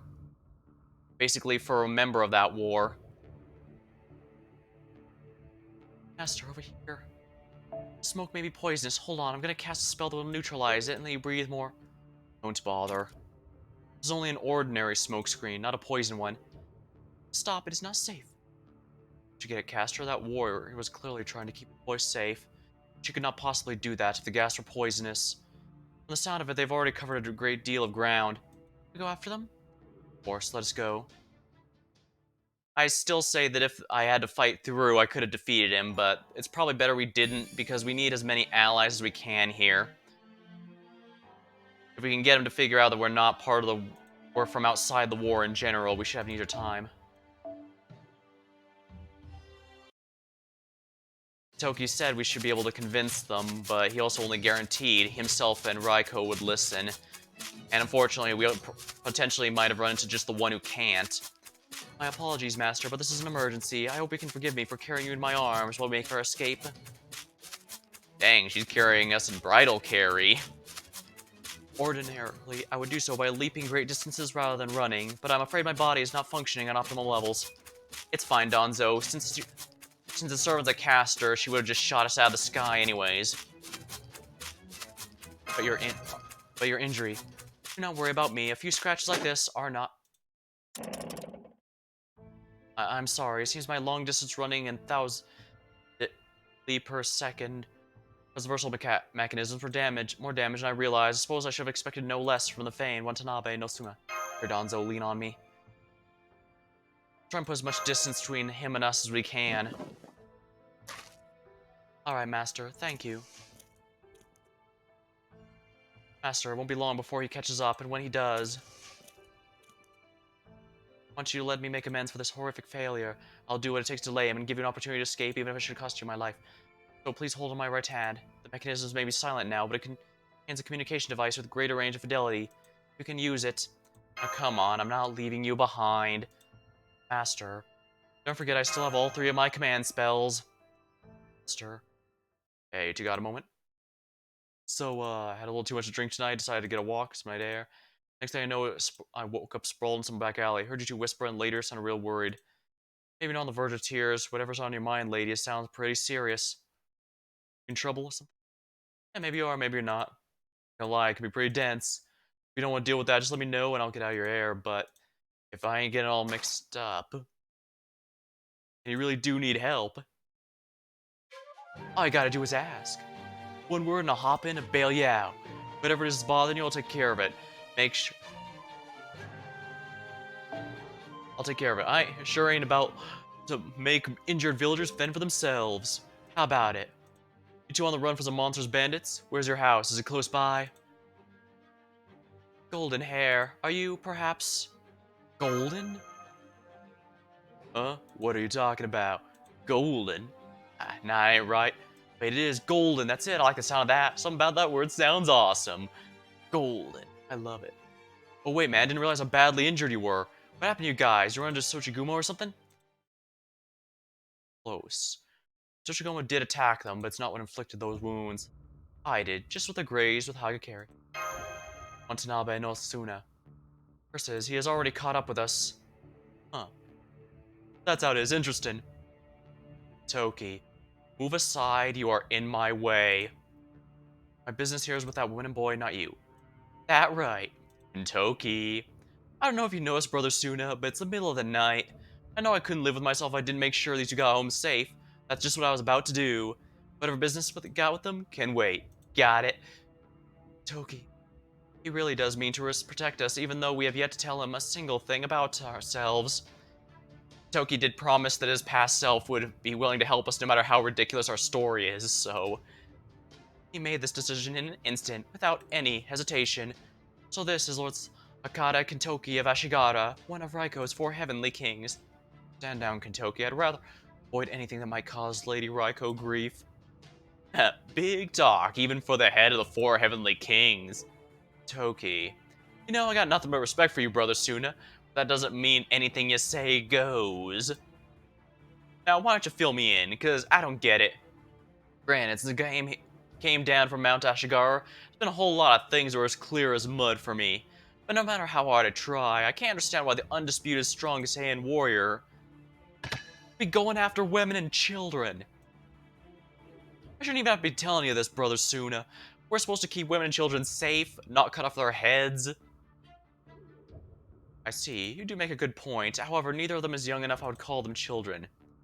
That really what you think, Brother Suna? Because it sure don't look that way to me. Hell, that boy with black hair is definitely still just a kid. Most kids his age probably bawling their eyes out if they were lost in the middle of the night. But not this kid. He's holding back his tears and refusing to give in his fears as he looks for a way home. He might be lost, but he's got guts. At least that's a feeling I get. How about you, brother? Are you sure you don't feel the same? That nothing ever gets you down, Kintoki. The Imperial Holy Grail War requires I do this. Now stand aside. Imperial Holy Grail War. No. No, fuck you. I said stand back. And I said no, fuck you. Then you leave me no choice. Bring it on, you bastard. Now we get a good old-fashioned Clash of the Titans.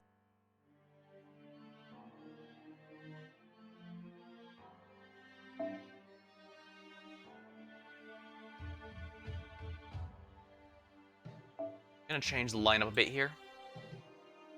Because I genuinely do want to use Kintoki for this. I'll keep Santa Altera here in the back in case something goes wrong. Which I don't think it will, but it's always worth being prepared. And I forgot to change the Equip CEs again. Whoops. No matter, I can reset the node if I fail. I've returned with to walnut seedless grapes. Old walnut cake. Well, that sounds pretty good.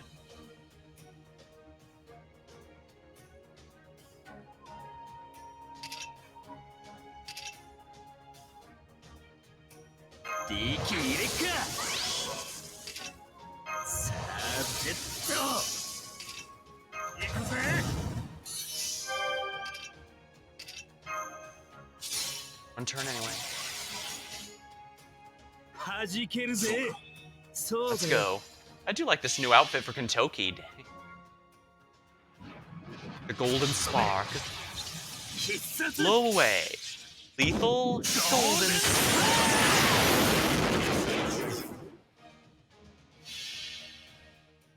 Stella time. Eating grapes is perhaps one of those wonderful things. That does sound adorable. Nadeo Lily's support, all severing.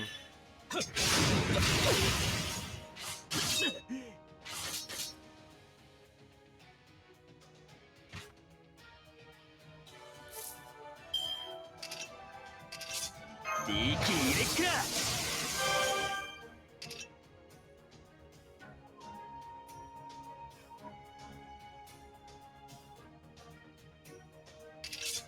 早立てです。カレーより。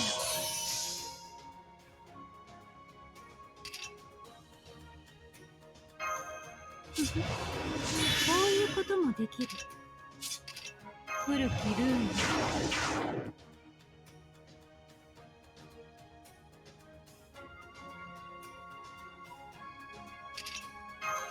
こういうこともできる。I'd like to give him the one turn invincibility just to be safe. What's the overcharge effect here? まあいいだろう。弾けるぜ。 Alright, we're gonna open up with Gate of Scotty. 我が名に紐付けられし力。 Alright, we'll use Scotty to give everyone dodge to avoid the incoming NP. Actually, does his have sure hit on it? Because if so, it's gonna bypass that. Well, no matter. Golden Spark should nuke it. 必殺ゴールデンスパー。おれ。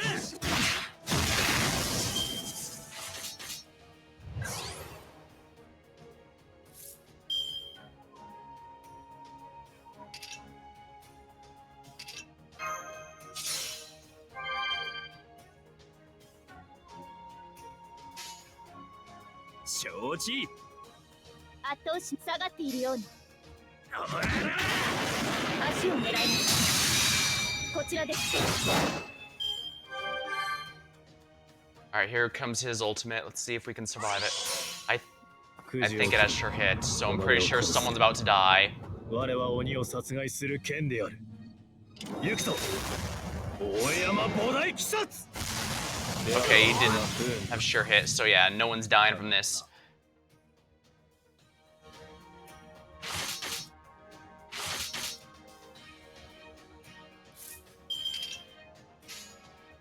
Shoji. な、下がっているように。輝き。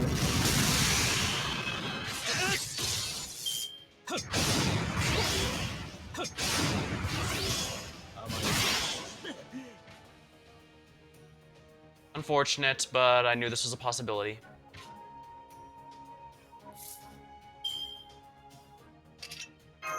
運命をかけた戦いであれ。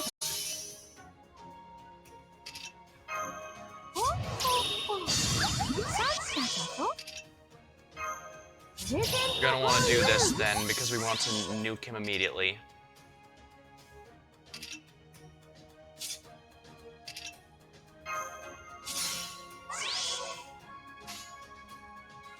Babylon for the damage buff. Star Photon. And in P game, so we'll go this one ahead. 最果ての島、罪の都。最後の竜は我がの縁。集え、円卓の守護者たち。ラウンド・オブ・アバロン。 This should deal. It's not gonna be enough to get the KO, but it should be the way there. ハンディスター・フォトン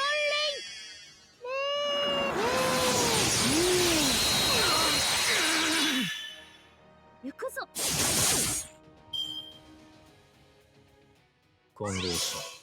Strength up versus demonic.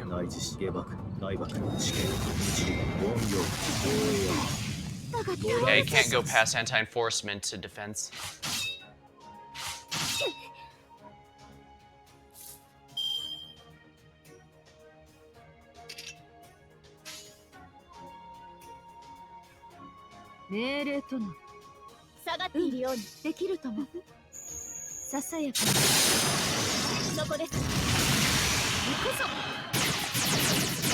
That's a very frustratingly high damage cut. Wait, shoot, disciple? What did that say? That's just say student disciple? That's a bit different from what I was expecting. Is that for one turn or one attack? It is a turn, so I don't get to... How frustrating. Whatever, I need as many stars as I can because I need to end this next turn.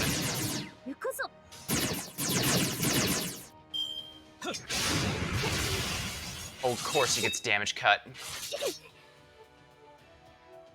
Oh no! Yeah, no worries. Damage cut prevents a fixed amount of health, but that's a fixed amount of damage, but that's not going to matter against an NP.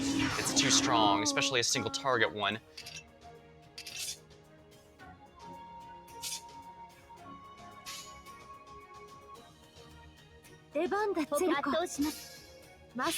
This should finish him off. Let's go.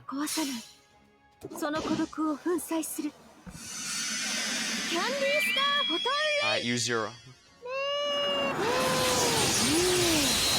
There we go, overkill. That means he's dead.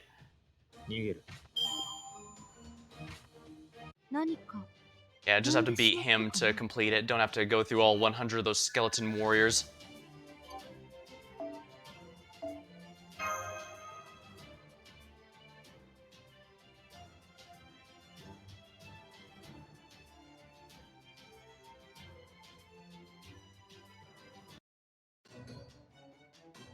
Never mind the Ikigami Skeletons caster, they're only getting my way. They're Dragon's Tooth warriors. No way, if I do that, don't bother, they won't be of any help against Kentoki. Rah! Berserkers are good against everything, but they take additional damage from everything, so Kentoki absolutely hits like a truck. Ha, well that's something. Never would have thought a lone wolf like you would send a bunch of skeletons to do his dirty work. Not they're gonna be much help against— whoa! Phew, that was close. Well, well, not so much as a scratch, even after taking a direct blow. I knew you had talent. Ha. Well, damn. I can see, while Toki was one of Raiko's 4 heavenly kings, even against a warrior as powerful as Lord Suna, he refuses to back down. However, Suna is still...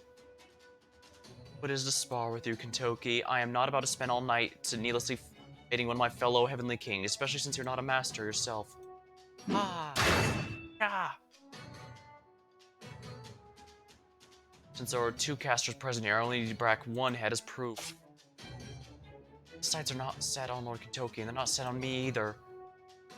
Let's be after the master. Oh crap, Donzo changed spirit form. Understood. What? Huh? Did she just disappear? Oh, that the boy told her to use spirit form, which means... Caster? Yes, Mitsuna, she is most definitely a servant. The puppet rather than the boy. Let's see. I've not been tricked so much as I was simply ignorant. So sorry, I should be specific. You're right, the signal came from... The servant signal came from the long black hair who just vanished. Not the boy with the black hair. Let's see. Also, while we're on the subject, I don't think the woman the caster, given the way she carried herself, I would bet she's an assassin. I mean, there are other kinds of servant-sized casters. Tsuna. I should not have been so quick to jump to conclusions. I just assumed the boy was a caster, based on their highly unusual clothing. The fact I thought I used him thought I saw him see some use of sorcery, just goes to show I have much to learn. Toki. I don't get it. How the hell that injured lady disappear like that? Sorry, brother, what's up? No doubt seem to be any casters here whose heads I can take. There do not seem to be any casters here whose heads I can take. I'll step aside for now, but take that boy wherever you like. But know this, the next time we meet, I'll have you show me your left hand. And if by chance I should happen to see those glowing red marks upon it, yeah, what are you gonna do, brother? Get you the sword. Ah, so you're finally gonna come at me without holding back, huh? Well, that'll be something. In that case, brother, I can't wait to see what you got. Let us go, caster. Right. Interesting. So there is a Holy Grail War, but it was supposed to be... It seems to be one that doesn't have the standard classes. Apparently, since he didn't even know what an assassin class was. Phew, he is gone now, right? He sure is. I knew it. Man, that's nuts, going up against Suna's crazy skills, even if he was holding back. Well, that's a standard RPG boss for you, holding back until the time you need to have a big climactic battle. But you guys just did that and managed to make it out, not just with your head still attached, but your limbs too. That's the sort of thing people be talking about for ages if they've seen it. You ought to be proud. Thanks for saving us. You bet. Don't worry about it. You're like one of those morphin heroes. Ah, where'd you come from? Man, so you could just disappear and reappear out of nowhere, right? What Lord Alex here is trying to say, Lord Kentucky, is that you are a good person who always tries to do the right thing. Oh, someone always tries to do the right thing, huh? Me, you think? Because I don't got any idea what's right and what's wrong. Hell, if you do, I'd love if you tell me. As far as I'm concerned, I'm just helping out a kid lost his way. I wasn't thinking about any deeper than that. Sometimes, man, city life's complicated, huh? Hey, sometimes you don't have to think too hard. Especially now with the Imperial Holy Grail War going on. At least now we can have someone to explain us exactly what's going on with this Holy Grail War. Usually that's a fight between 7 servants of different classes, but it seems the rules are different if he didn't even know an assassin class existed. Ooh, nice. So basically if I had Kentoki, which sadly I do not, I could now give him this costume.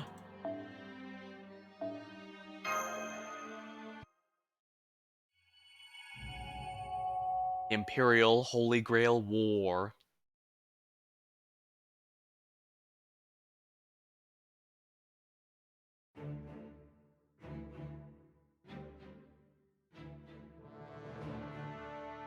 Looks like he's giving us the lowdown on the war. That's appreciated, that's for sure. A chance like this comes but once in a lifetime. This astounding ritual devised by the great Abe no Seimei is without peer in all of history. The name, the Imperial Holy Grail War. By your grace, Sofu no Mikanaga, minister of my own Omoyo techniques, and the assistance of Omoyo Borio, this ritual shall begin today. 7 caster heroic spirits will be summoned here from distant lands. Okay, so it is specifically 7 casters, where 7 of our city's fiercest warriors shall be chosen as their masters. All you have to do is promise the servant master pair to emerge victorious will be showered with riches and granted their heart's desire. All 7 teams will fight without restraint or hesitation, and that's not even the best part. By sacrificing the casters' lives, the city of Kyo's defenses will be strengthened 100-fold, leading to 1,000 years of peace and prosperity. Truly an astounding feat, truly a miraculous prospect. I don't know, if it works, it's only going to last until 2008.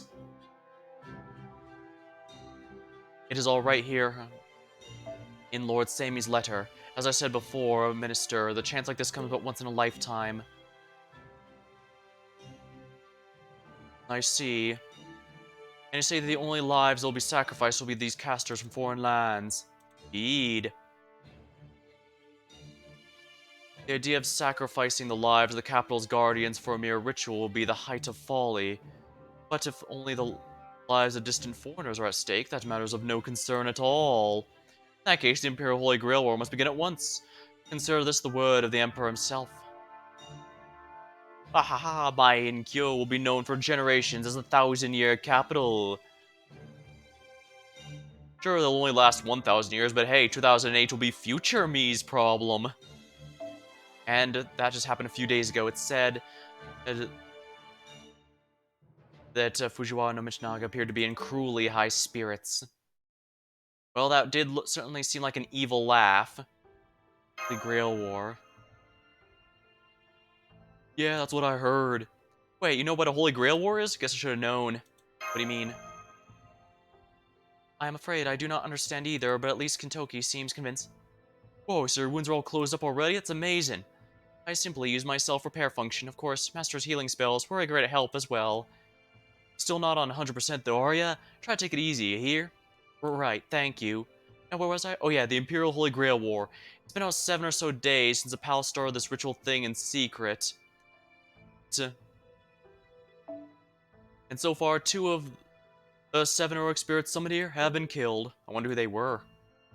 I've been recently playing Plants vs. Zombies 2. Why, no. The game's supposed to get hard as they go on and can't even get enough time to plant sun producers. Oh my.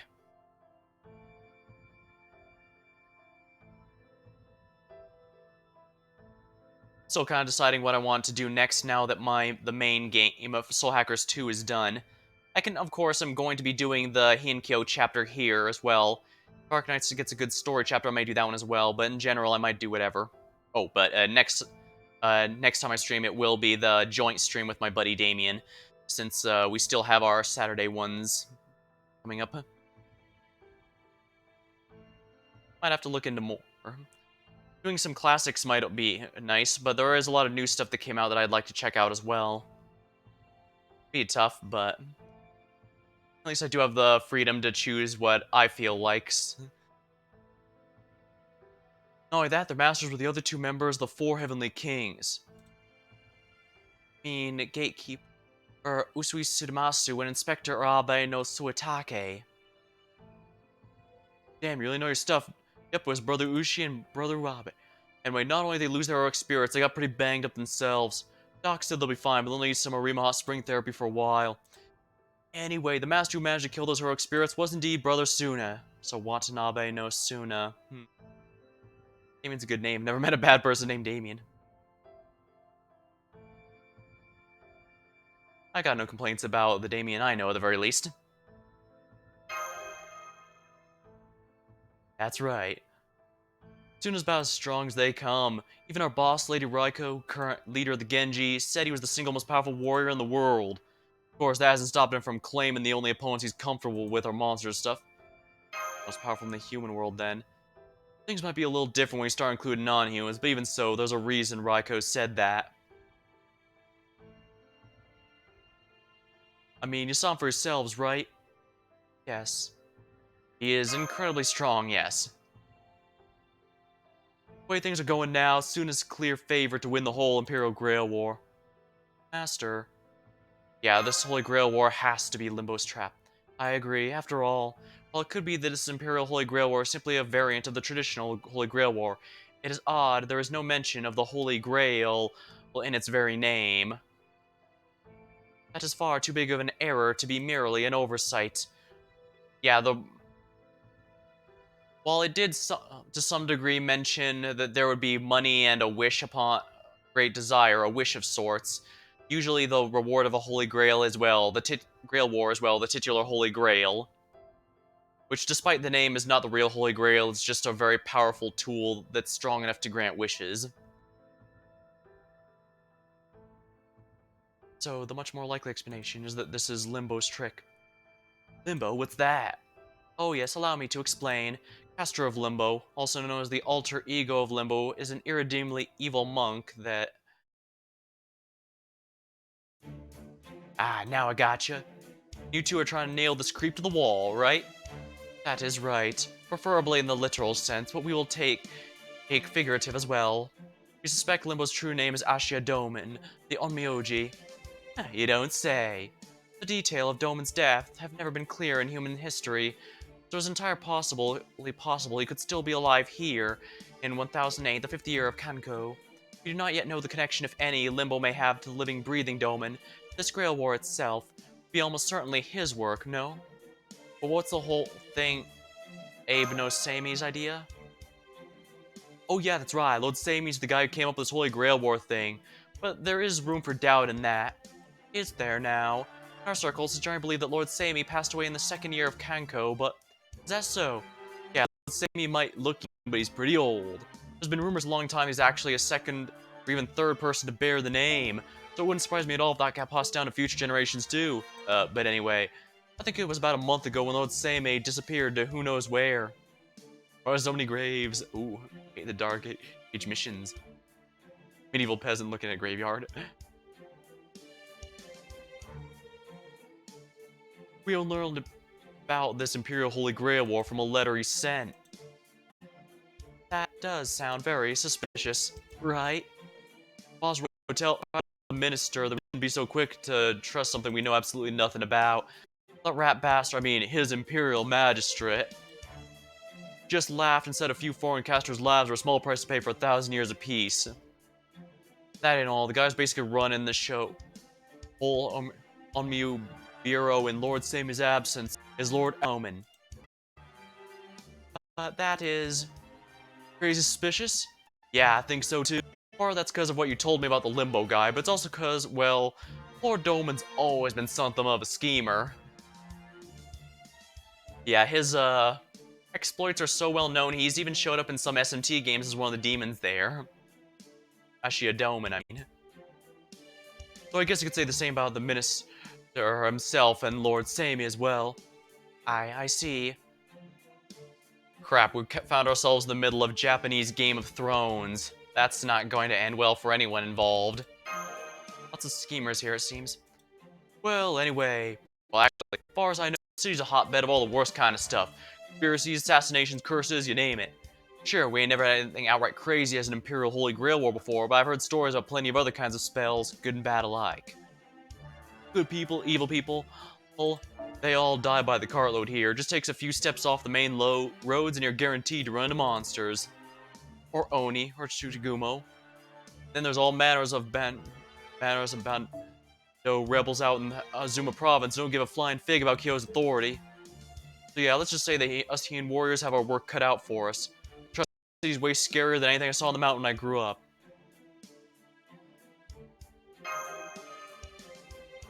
That might be what all this boils down to, really. The whole reason the minister decided to pin all of his hopes on this Imperial Grail War to provide Kyo 1,000 years of peace. Might be because there ain't no other chance of peace otherwise. I see. A wish, huh? Guess one thing all masters taking part in this Holy Grail War have in common is they all have some kind of wish they want granted. Lord Kentoki, why did you put down your axe? What are you doing with your Oh, Kentoki, your hand. Command spells. Oh yeah, that's what these glowing red marks are called, ain't it? Yep, as it turns out, I'm actually one of those Imperial Holy Grail War masters myself. Do you know what I'm thinking? Thinking you might just be my servant. We know I'm not, but that does raise a question. How could he have been in a Holy Grail War like this and not met his servant yet?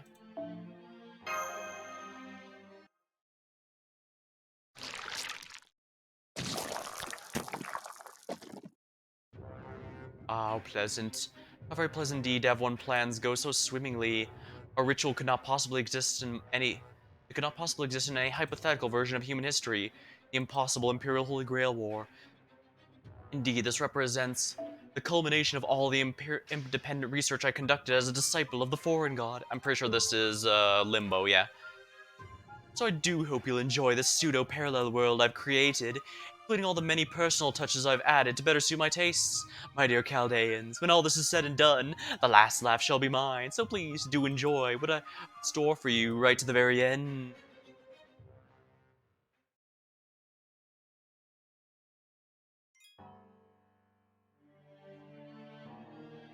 Looks like we have an actual fight this time. We got casters this time, assassins this time, so we're gonna need a caster, and I have just the one.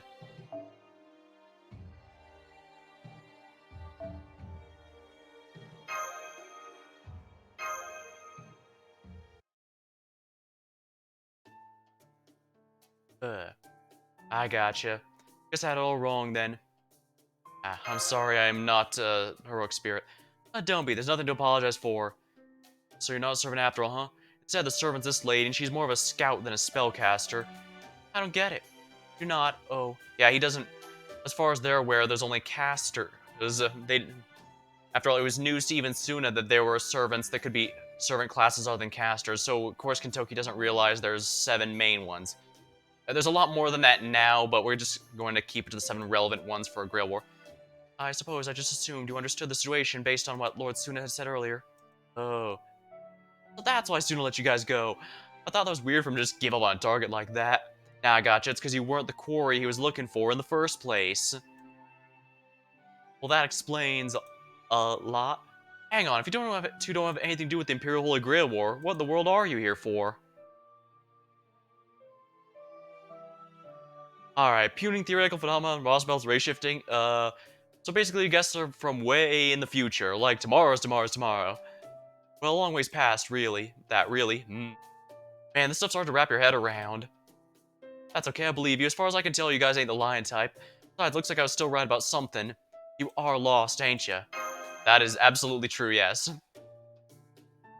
Still looking for a way to get home and want to find your friends that you were separated from, huh? Now we're talking. Don't worry, I'll have your back home in a flash.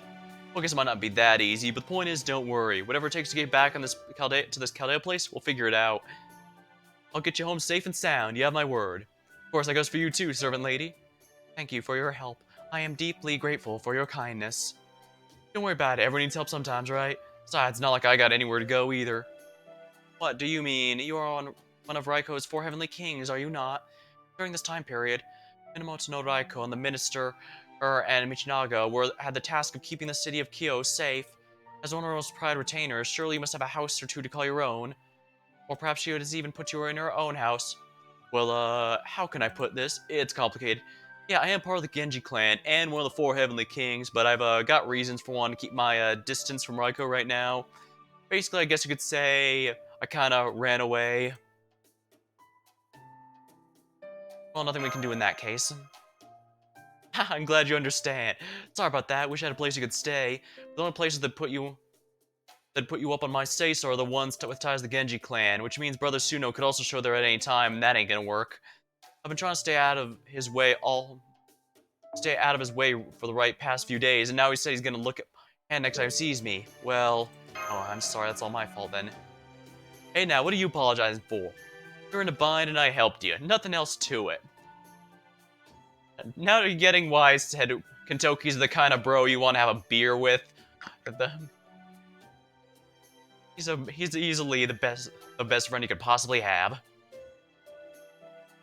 These bell marks on my hand don't have anything to do with you. I still owe you for helping me though, so I'd like to pay you back in some fashion.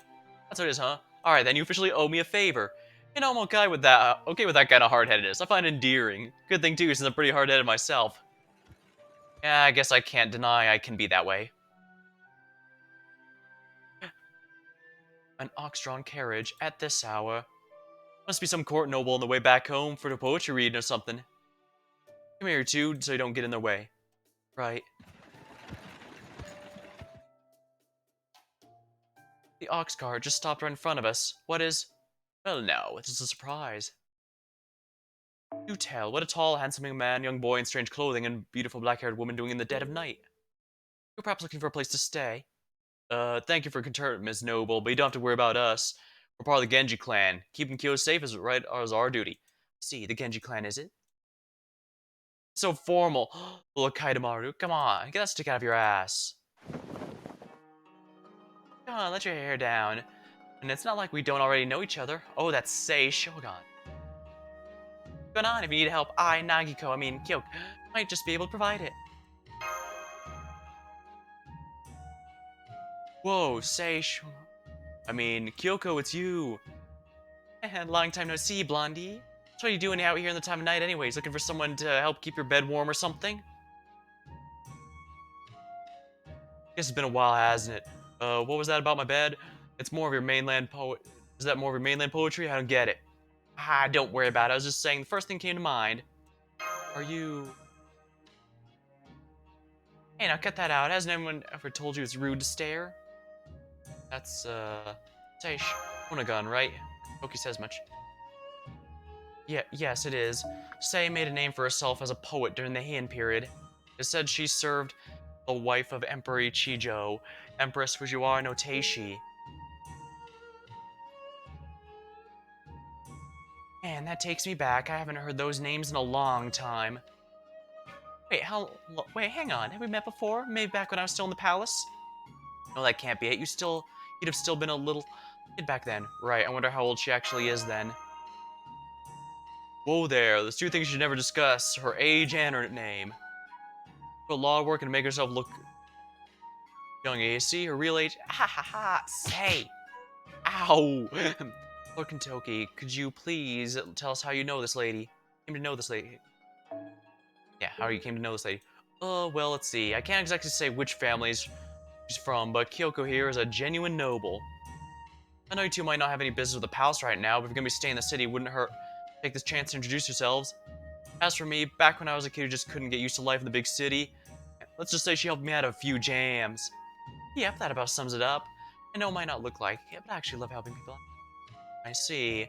According to stories in the Edo period, Lord Kentoki was born several years before Lady Shonagun. But in reality, it seems she was actually the older of the two. Of course, this would hardly be the first time our Rogue Spirit did not exactly line up with a real-life counterpart.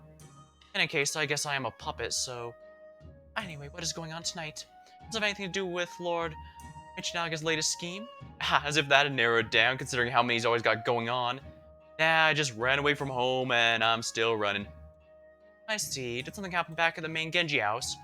Maybe Lord Naka demanded Lady Raiko give up her leadership position? It's going to go down how I think it's going to down. Lord Mr. Naka is being a real piece of work. I bet he wants Lady Raiko to give up leadership while keeping her in charge of fighting and stuff. So he can declare one of his other kids leader and force her to form a branch clan entirely. The main house got to do with me running away. Nah, this is just my own little screw-up. I guess I could have left the city altogether, but there's reasons I need to stick around. So I'm just trying to think of a place where we could take shelter of the night. I see. Just need a place to be brave enough to take in 3 strange visitors in the middle of night, huh? Like if you, and I knew just the place. Whoa, you do? I sure do. I'd invite you guys to stay at my place, but 3 new guests all at once would be a little much for a semi-retired woman like me. Now come on, follow me. Let's get moving again, driver. Yes, ma'am. Get in the carriage. With Kyoko, Danzo, don't want you to trip in the dark and make your injuries worse. Thank you, but I will stay by Master's side. Okay, you should ride in the carriage. Oh, but what about... It's okay, get as much rest as you can. Well, understood. Thank you. Well, looks like you and me are walking then. Maybe we can have a beer while... No. Wait, no, our protagonist here is directly stated to be under drinking age. Rather annoyingly too, because that is something that keeps showing up in every single... in a bunch of different events. That's rather annoying. I'm not even the person who likes to drink very often. Not to say I don't, mind you. Like, a while ago I did have a holiday margarita. I believe it was cranberries, cinnamon, and sugar. Actually pretty good, but I actually don't care for beer and most alcohol. It's just too bitter, I guess, which, I know, but rather... then again, I guess it's not that rare. Plenty of people aren't too big on drinking. Still, it can be nice here and there. This is one heck of a coincidence running to you guys out here like this. Like I did too. These days, not even the main roads are completely safe. Sure can't hurt to have a word of Genji around just in case. I see. Speaking of which, I believe her brother eventually loses his life to someone from the Genji family. Not that I can say anything about that now. Main roads are usually pretty safe, but things have been weird even on them last few days. Last few days, huh? Oh there, looks like Kyoko's telling the truth. Looks like there's something dead ahead. I see him. Don't worry, Danzo, you stay put. Me and the master can handle them ourselves. Let's do this. Should be pretty easy, I think.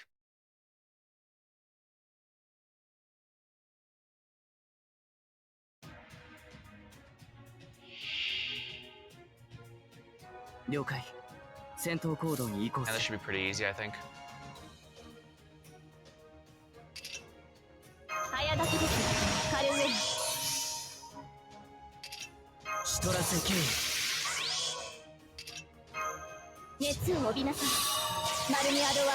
Now what should I do first? The reason I keep having... yeah, for anyone who doesn't really play this game, Arash here, his ultimate gets stronger if I put it after someone else's, but it gets stronger in terms of pure damage. However, Sieg here also gets stronger if I put it later, so I have to really think about it. I should probably put Sieg's first, if we're honest.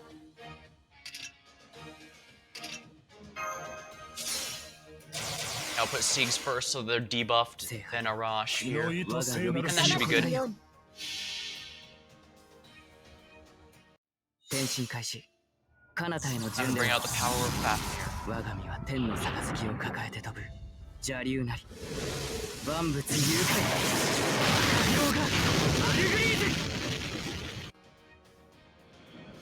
Stella.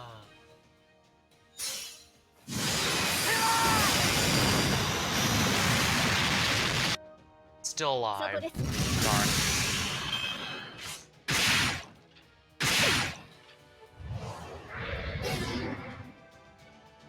Pure retribution.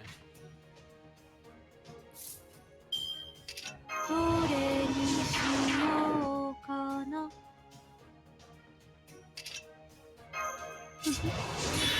ういうこともできる。追加に。 I do believe this should be enough power, but let's do this. らせて聖杯よ。なるほど。あ、 Alright, one more should do the trick. 転身開始。彼方への巡礼を。我が身は天の杯を抱えて飛ぶ。邪竜なり。万物誘拐。 Our partner on my side, I should have a pretty easy time cleaning these guys up. 何か踏んでしまったかな。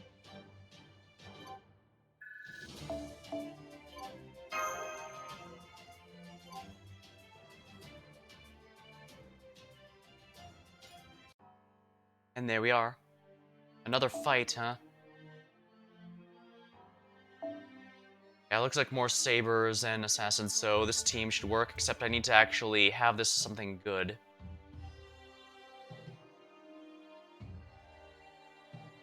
I need something with 50% charge. I'll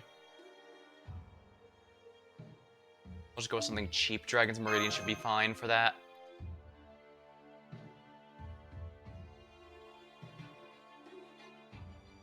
I'm keeping my costs down at least, so yeah, that should be good.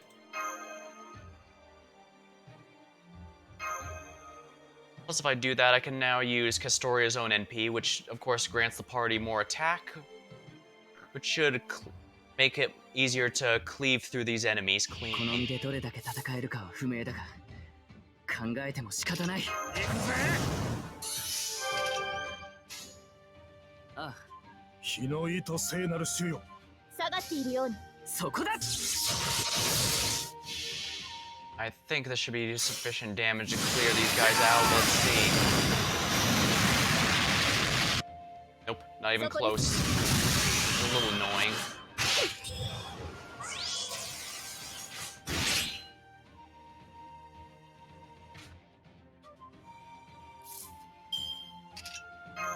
Whatever. 運命をかけた戦いであれば。熱を帯びなさい。丸みア I ド don't は want to use all the buffs, but I want some of them. 追加に準備。聖杯。 This should, keyword, should clean out this entire row. Then for the next wave, I should be able to have no problem with charging up his NP to use it again. 我が身は天の杯を抱えて飛ぶ。邪竜なり。 I guess if it's a little short, though, I don't mind using basic attack cards, base cards.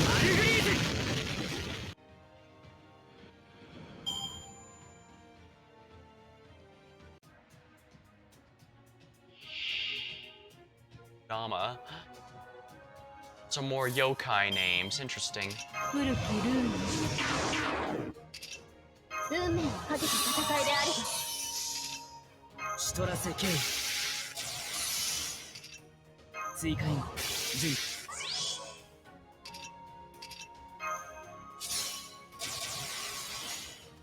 Actually, if I should probably use this, 了解。 yeah, Arts Rage. All blue cards should ensure that this enemy dies. 彼方への If 巡礼 not, を。 oops. 我が身は天の杯を抱えて飛ぶ。邪竜なり。万物誘拐。アルグリーズ。 There we go. 刹那であろうとも。彼の力を And there we are. おかげだ。卑怯な気がするが、マスターのためだからな。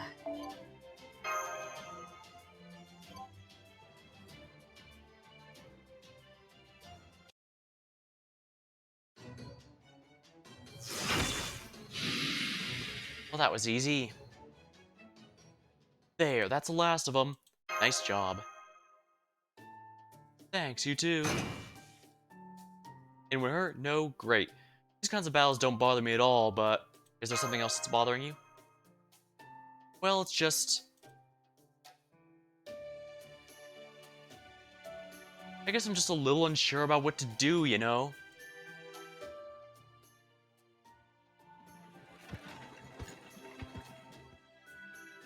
Okay, we're here. What is this place? Ever heard of the tale of Genji? It's all the rage in Kyoto right now. What's author Murasaki lives here? Oh yeah, she's from this time too. Is Lady Murasaki a friend of yours, Lady Kyoko? I've never met her. You haven't? I bet anything she's like the noblewoman's noblewoman. So I'm sure she's the type of girl who'd never been anyone in trouble. Gotta be too old to be called a girl by now, right? Hey. Ow.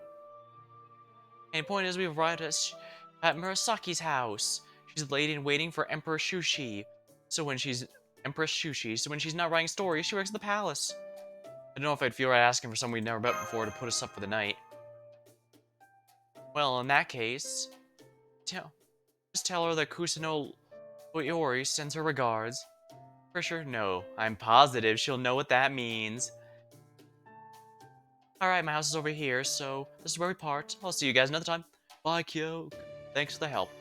But wait, this ran into some monsters long ago. Is it not dangerous to travel along the main road at night with only bare minimum of attendants? Not necessarily. Noble carriages like that usually have several Shikigami with them. They might not be able to handle Tsuchigumo, but those are kept out by the bounded field and the Omio Bureau put around the main roads anyway. But the carriage Shikigami can handle any smaller monsters who come around no problem. Wow, I didn't know Heian security was so thorough. Personally, I just as soon not have to depend on my Omioji for help, but sometimes being what they are, I can't afford to be picky. Shikigami. Why did you and Master defeat those monsters we encountered earlier? That, well, sort of just giving Kyoko a show to thank her for her help. I enjoy it, but that doesn't mean you should take too many risks out there, okay? So there's one thing I hate, it's people dying young from the little mischief that got out of hand. Alright, I'll be going now, good night. Okay, let's go ask this Lady Murasaki here to put us up.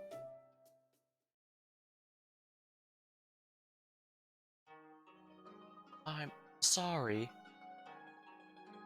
Beg your pardon. I just don't understand what this is all about. Starters. World is this Kyoko person you mentioned. I recognize you as Lord Kentoki of the Genshi family, of course. I've seen you around Lord Michinaga's mansion a number of times. That's me, and here we thought we were meeting each other for the first time. Sorry for not recognizing you for the minister's place. Oh no, that's... What is it that brings you to my house this hour? Did I make a terrible mistake in the palace or something?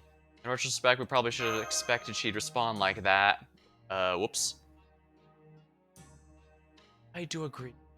Do forgive us for intruding so late. Don't worry, Lady Murasaki, I'm doing anything wrong. I only use the name when I'm writing, so please call me... Oh, okay, got it. And don't worry, Brother Suna likes to play being an officer, but that ain't my thing. We ain't here to bring you in for wrongdoing at all. Actually, we kind of need your help. Gasp of realization. Come to think of it, Lord Watanabe no Suna did appear to be dressed like a police officer, and as far as my records show, there's no mention of him actually serving as such. Huh, really? Such things are in the future. You don't have any records of everything, huh? Well, he's not a typical proper officer. When he was first ordered to protect the city, he said it was only right for him to learn to be an officer too. He went to the bureau on his own and asked them to make him one. He's nothing if not responsible, that's for sure. Records. Karuko. Yes. Kusanori said to give you... And that must mean... See, Lady Sei Shonagon sent that message, didn't she? Even though we've never met in the palace, or even as much as spoken to her. I see. Very well. I suppose it'd be rude of me to turn down guests at night. Alright, I'll have a room made up for you. Well, two, since you have a woman accompanying. Oh, that is quite alright. Pay me, no mind. It is my duty to keep my master safe and first and foremost, after all. So I would ask that you let us share a room, if that is alright. You're fine with that, right, Gintoki? Huh? Yeah, I guess so. Probably for the best, given for the circumstances. I see, very well. I'll convey your wishes to the servants. Are you truly certain about this? Or please, pay no mind. See, very well then. You're very open-minded, aren't you? And free-spirited, judging for your manner of dress.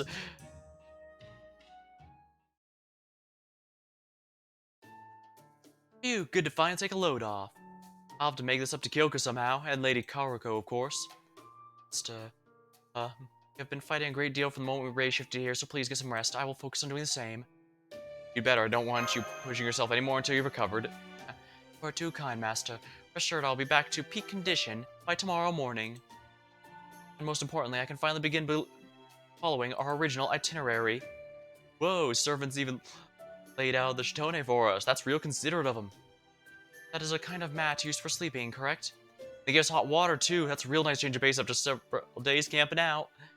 Plus, if I stayed out there, I'd probably just be a matter of time till Raiko found me and gave me a good scolding. I can almost hear her telling me you're no longer on the mountain where you grew up, Kentucky. Makes me nervous just thinking about it. I was hoping we could get Raiko to help us too. Get Raiko to help us, huh? True, she'd definitely be willing to believe all this crazy stuff you've told me. She's a lot more open-minded than most warriors, that's for sure. But now is not a good time. See, Boss Raiko hasn't really been herself lately. She's been holed up in our house since the Imperial Grail War started. She didn't even come out when she heard that head brother Usui and Uncle Arabe had been injured. I don't know if she's just broken up about the idea of her fellow Genji fighting amongst themselves, or she's one of the masters as well. Senpai! Master! Oh! Ah! Are those ghosts? No, wait, that ain't it. I think I've seen this kind of before. That's a sorcery or unmute spell, right? You mean someone developed a video transmission here in the Heian period? Well, never mind that now. Master, in accordance with our original plan, I've activated my full functionality, and I've just succeeded in establishing contact with Novum Chaldea. Way to go, Danzo.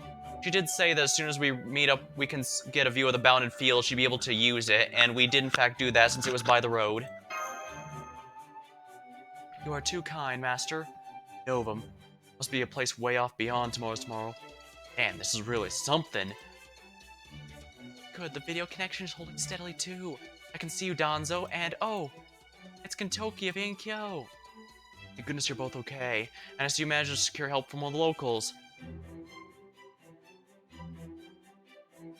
I'm glad they're both okay, but we should probably get down to business. So you weren't able to race shift here then? I'm afraid so. That's correct, Master. Something interfere? I believe so. Lady Sion's calculations say that's the most likely explanation as well. Both Mash and I were unable to raise shift, and instead were left behind here at Novum Chaldea. We quickly tried to raise shift again, but failed in the same way. It appears to be an advanced jamming method that bypasses anti-interference safeguards we have in place. We're looking for a way around it, but we have yet to come up with anything. So sorry, Master. Well, damn you, Limbo. Glad to see you're safe, but the situation isn't great.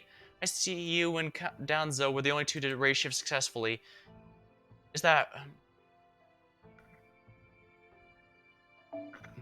The reason you two were the only ones able is because whatever was interfering with it considers you two special cases. In other words, you're pretty much just welcome guests. See, so nobody besides us is welcome.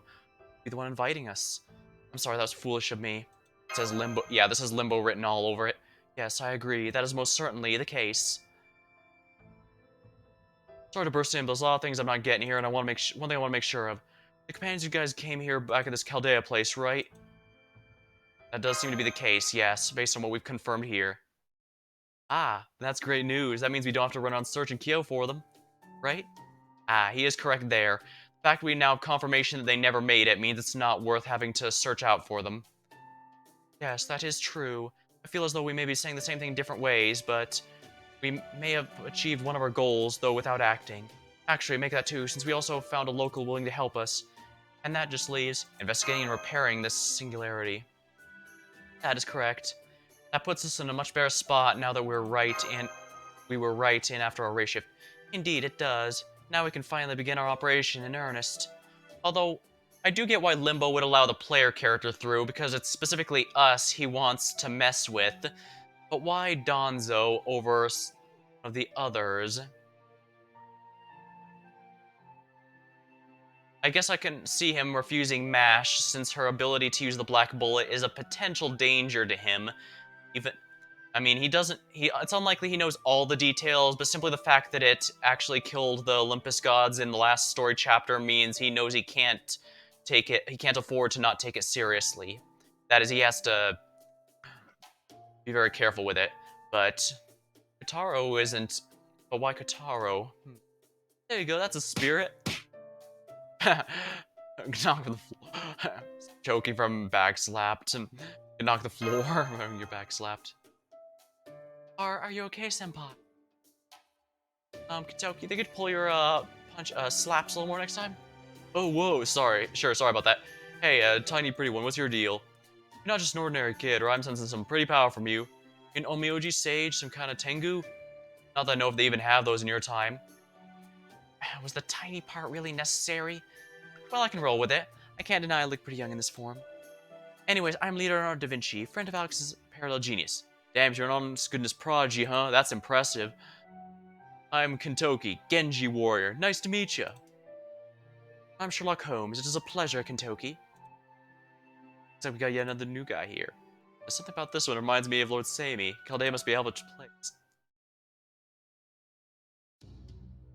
Alright, well here's the situation as we understand it. We believe that both Master and Kato Danzo were explicitly invited to the city of Hiankyo in the year 1008. Invited by whom, you ask? Limbo, naturally. While it is an unfortunate surprise to learn that Mash and Fuma were unable to accompany you, everything else has unfolded just as we predicted. Limbo has gone out of his way to create a singularity, a black mark on human history. His targets are almost certainly you, for having been you, Master, for being an obstruction to his plan so many times, and Danzo, with whom he has a history of sorts. I doubt his plan here is to achieve final victory, rather his goal here is simply to toy with you on his home ground. Now that he's cut you off from any aid, and seems focused on boxing you in both on all sides, clearly foregone any pretense of strategy in favor of indulging his proclivities, foul and steeped in death and pain as they are. And that's all that is to say. I suspect he may have had someone helping him before you two race-shifted here, but I'm at this stage absolutely certain no such collaborator exists. Limbo is the one behind this, and he's acting entirely on his own. Oh, you're almost never that definitive.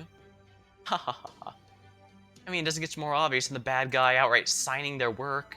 I gotta tell you, I was not expecting to see a bunch of letters in the logs for Mash and Kataru's failed race shifts. Letters, you say? That's right, the letters. D-O. Doman. Oofu. Very subtle, Doman. So what, this guy put his name in as some kind of message? Indeed, this is clearly Doman telling us that he is the one behind this. Well, if nothing else, it's refreshing that he's decided to just come out and directly say it, rather than forcing us to do the runaround to figure out that it's him. That's supposed to be some kind of joke, it ain't funny. Basically, whoever this guy is, Limbo, Doman, whatever, he's clearly daring you guys to come after him. Ha! This guy's gotta be a real piece of work to straight up sign his name like that. Indeed. That said, I still do not understand. Limbo's goal is to seek revenge on us, then what is the point of this Imperial Holy Grail War ritual? An Imperial Holy Grail War? I've not heard that term before. Tell us everything you know. Really? So the only servants being summoned are casters? That's certainly a decision. Sounds like he's taken the whole Holy Grail War concept of summoning spirits and downsized it or something. But if he did like that, then this Holy Grail War's capacity for granting wishes couldn't possibly be omnipotent? No, it certainly couldn't. Which means that the part about the winner having a wish granted must be a lie. In which case, what if the Holy Grail War was restricted to a single function only? I think that could work. The idea of using the Holy Spirit's soul as a source of magical energy has been around since long before the Holy Grail Wars were even a thing. If you just wanted to use them as a power source for a single goal, wouldn't matter how unbalanced that power source ends up being. I think, yeah, that could definitely work. Well, if our resident Universal says it would work, I for one am inclined to believe her. Then if we assume this Imperial Holy Grail War is designed for a single purpose in mind, the next question would quite naturally be, what is that purpose? Personally, I suspect it's to transform the very world itself. Do you mean, as in change in whatever the wisher desires? Is there any particular reason you think that? Naturally. Think back to the events of Shimosa. A great ritual was held there that involved the deaths of countless human souls and several heroic spirits, and as a result, Shimosa became a pseudo-parallel world, a pseudo-Lostbelt, if you will. Yeah, Shimosa was basically part of a set of filler story chapters, but while the other story chapters were tied to the first major story arc, Shimosa was very special. That one paved the way for the Lostbelt storyline, the second major story arc here.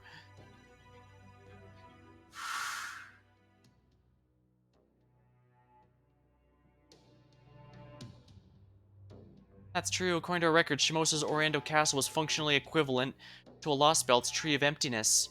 He even called it a pseudo-Tree of Emptiness.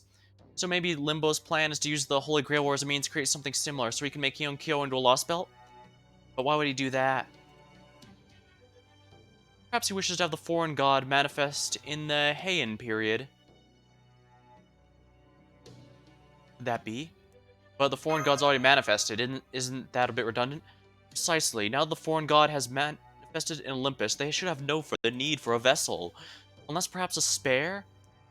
No, forget about that. I cannot see why a transcendent being of that magnitude would require anything like a spare. And let's not forget, with nothing but caster souls in the mix, the result's not exactly going to be balanced. Like I said before, it's no easy feat to keep the magical energy source for such a massive spell stable. Even if the ritual is designed for a single purpose, any imbalance in the heroic spirit souls used to power it could cause the whole spell to implode. There must be some trick we're not seeing. Unless maybe the whole thing's some kind of twisted prank? Huh? Ah, crap. Losing our connection, senpai! Perhaps Limbo finally noticed our connection? Or perhaps he wants to cut us off before we realize something he'd rather us not know. Regardless, it's absolutely imperative that you stop this ritual from being completed. If every heroic spirit materialized there is killed, and Kyo could be subject to a new pseudo-tree of emptiness, just like what happened in Shimosa. That would result in two concurrent and existential threats to proper human history, a singularity and a lost belt all in one.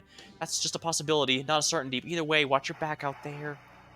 Continue trying to establish contact till we get through again. Please keep our comms lines open. I'll finish this and make it back safe, I promise. Senpai! Interesting, this almost implies that Limbo has tabs on us already. Oh my, it seems I got a bit carried away. Really, Chaldeans, you could at least try to secure your communications a little. As it is now, it only took a flick of my fingers to sever them entirely. Ah well, in any case. I think that detective explained quite enough of my plan. We do need to save some surprises for later, after all. Now then. I'm not liking these gross sounds. I'm gonna tell you that right now. I don't know what it is, but something tells me I'm not gonna like it. Master of Chaldea, my beautiful marionette. From this point onward, we'll be engaged in the contest of pure strength. Come and let us compete to see which of us can slaughter the most innocents.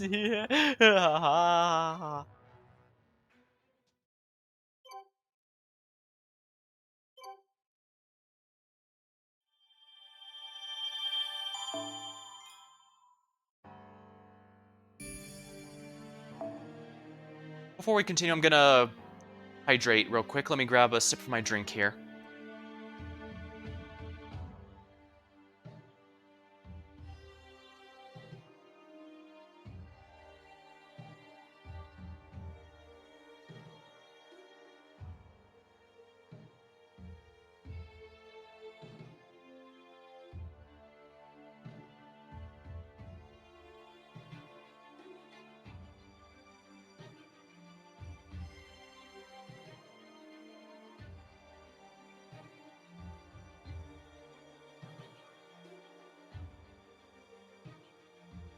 Alright, that feels a lot better.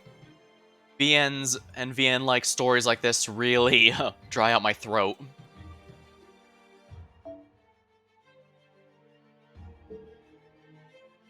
Steel Diaries, the first half.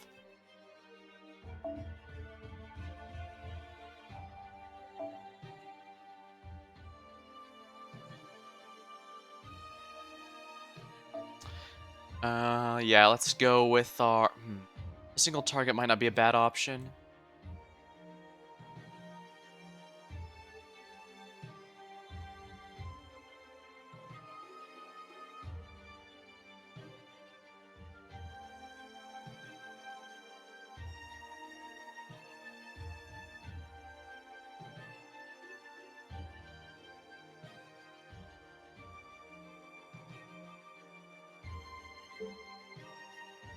I guess this will be fine. Assassin enemies are not usually, keyword, usually not that threatening, so I think we'll be fine.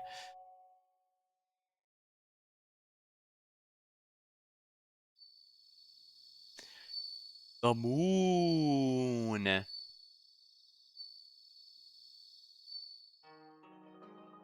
As the moon sets, the clouds part, revealing a clear sky beginning to lighten. Very nice. There's just something about his stories that really speaks to me. I feel like I'm a character than myself, experiencing life in that place. But I can't get behind using them for politics. That's just cruel of... Lord Mikinaga. Writers should be free to write what they want. I don't think people can truly do their best work when they're in it for themselves. It only happens when we're trying to live up to others' hopes for them. I'm sure it's no different for her either. I think she's outputting everything she's got into more stories to make Lord Mikinaga and Lady Shuchi happy. Then again, maybe I'm overthinking it. There are times when that's true and times when that's not. Stories, huh? Yep, an unfinished story. I know Kaoko's journey isn't anywhere close to over, and I don't want it to end here now. But I'll make sure she's writing her best story up to the very end. A story for her that only she can write. Is this a snake creature? Do not worry. The act of storytelling is very similar to the act of following one's dreams. Finding inspiration in great poetry and weaving one's own world. She'll see it through to the end, I'm certain of it. I really seem awfully well informed. Yeah, I am, for my own friends were great poets with similar inclinations. Oh, she has a servant of her own, doesn't she? The city of Kyo, where monsters, evil spirits, and oni run rampant. As of late, foul creatures have been prowling even the city's main roads, and now something even stranger has been spotted. Roaming Kyo's streets at night, a great hulking beast that towers over the average person. A steel monster. Indeed, the metallic glint of the beast's body under the moon's pale rays resembled nothing so much as steel. Truly a beast with its eerie glowing red eyes made a terrifying sight as it wandered the deserted streets. People of Kyo cowered in fear of this beast, convinced it would devour them given the slightest chance. Even though no remains of the beast's meals, human or otherwise, were ever found. The end. Excerpt from a diary. Wait, is that referring to what I think it is? And there you have it. And there you have it. There have been a number of rumors lately about a steel monster supposedly walking around the main roads at night. I remember seeing traditional Japanese monsters running around, but indeed, I too am unsure as to what this means. No citizen of Kyo has actually seen the creature themselves, yet the rumors continue to spread. Should it prove to be no more than a rumor, we can cease our rumoring. However, these rumors did only begin a few days ago, about the same time as the Imperial Holy Grail War. Yes, exactly. Steel, huh? So this thing's using steel to armor its entire body. That's true, it must be a hell of a thing. Steel's been used to make weapons pretty much forever, even back in the Age of Gods with Susanoo no Mikoto. Even now, they say the sword that was used to kill Orochi is made of steel, and it's being kept in a shrine somewhere now. But that was then, this is now. While I know a lot of things are different nowadays, never heard of anything like that even as far south as Hekata, which basically means there's nothing like that in all of Japan, or China for that matter. I guess it's probably just monsters with a tougher skin than usual. It's not like we're talking about Setsu armor here. It is possible that the, rumors exaggerate what it actually is. Like, people have pointed out, it's most probably already know this, but a lot of the descriptions that eventually led to the idea of a unicorn were actually used to describe a rhinoceros. And likewise, it's pretty, likewise, religious sense, when you see saints and people like that without these little halos, I imagine it's most likely intended to imply that they're pure, divine, or something otherwise marked as special rather than literally radiating.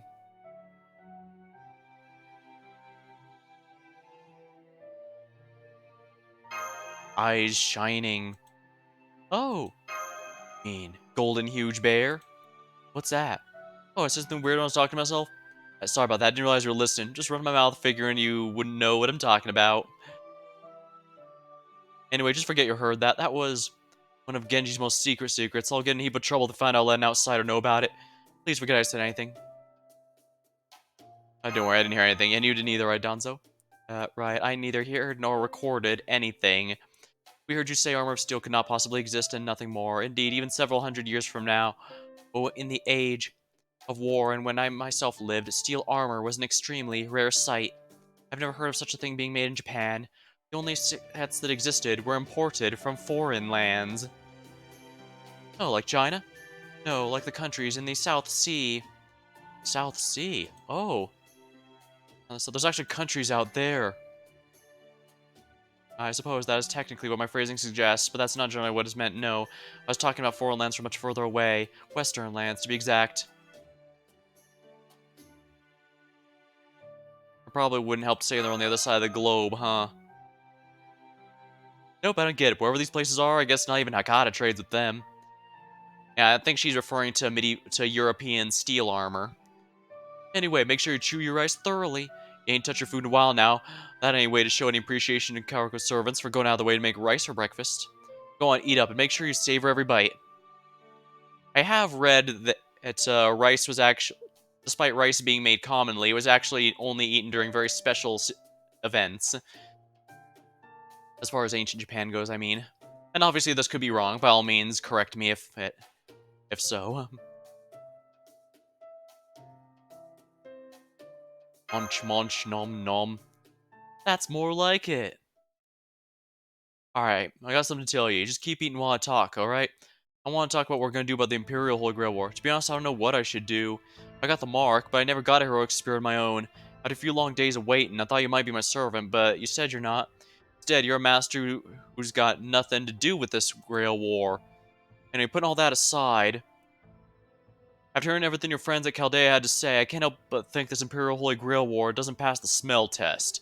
In fact, it reeks a high heaven of outright villainy. This Limbo guy, yeah.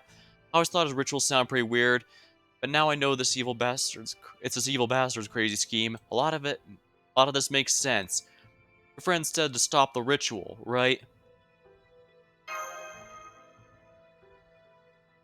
I think that's the right idea. There's no point in warriors who've sworn to protect the country compete with each other like this. I guess the Imperial Palace decide otherwise, but who cares? They're morons. As they've made a stupid-ass decision, we've elected to ignore it. Anyway, there you go. I ain't about to dance to some evil bastard's tune. Lord Kentucky. Whoa there, no good falling for me now, you hear? See, you have a great sense of humor as well. I am a puppet rather than a human being, so I can assure you there is no need to worry about that. Got it. Poor Kentucky, he got shot down. Kid Kentucky, just avert his eyes from me for a bit. Kentucky? Yeah? Is there something I'm lacking? If so, please say so. Heroic spirits are supposed to be summoned in their prime, but I'm afraid I am still deeply flawed. Regrettably, it seems even in my prime, my various functions were plagued by many defects. I've thought about a great deal, but the fact remains my functions are imperfect. If I've done anything to offend you, I'd ask you to let me know. Alright, got it. Think you could maybe, Donzo,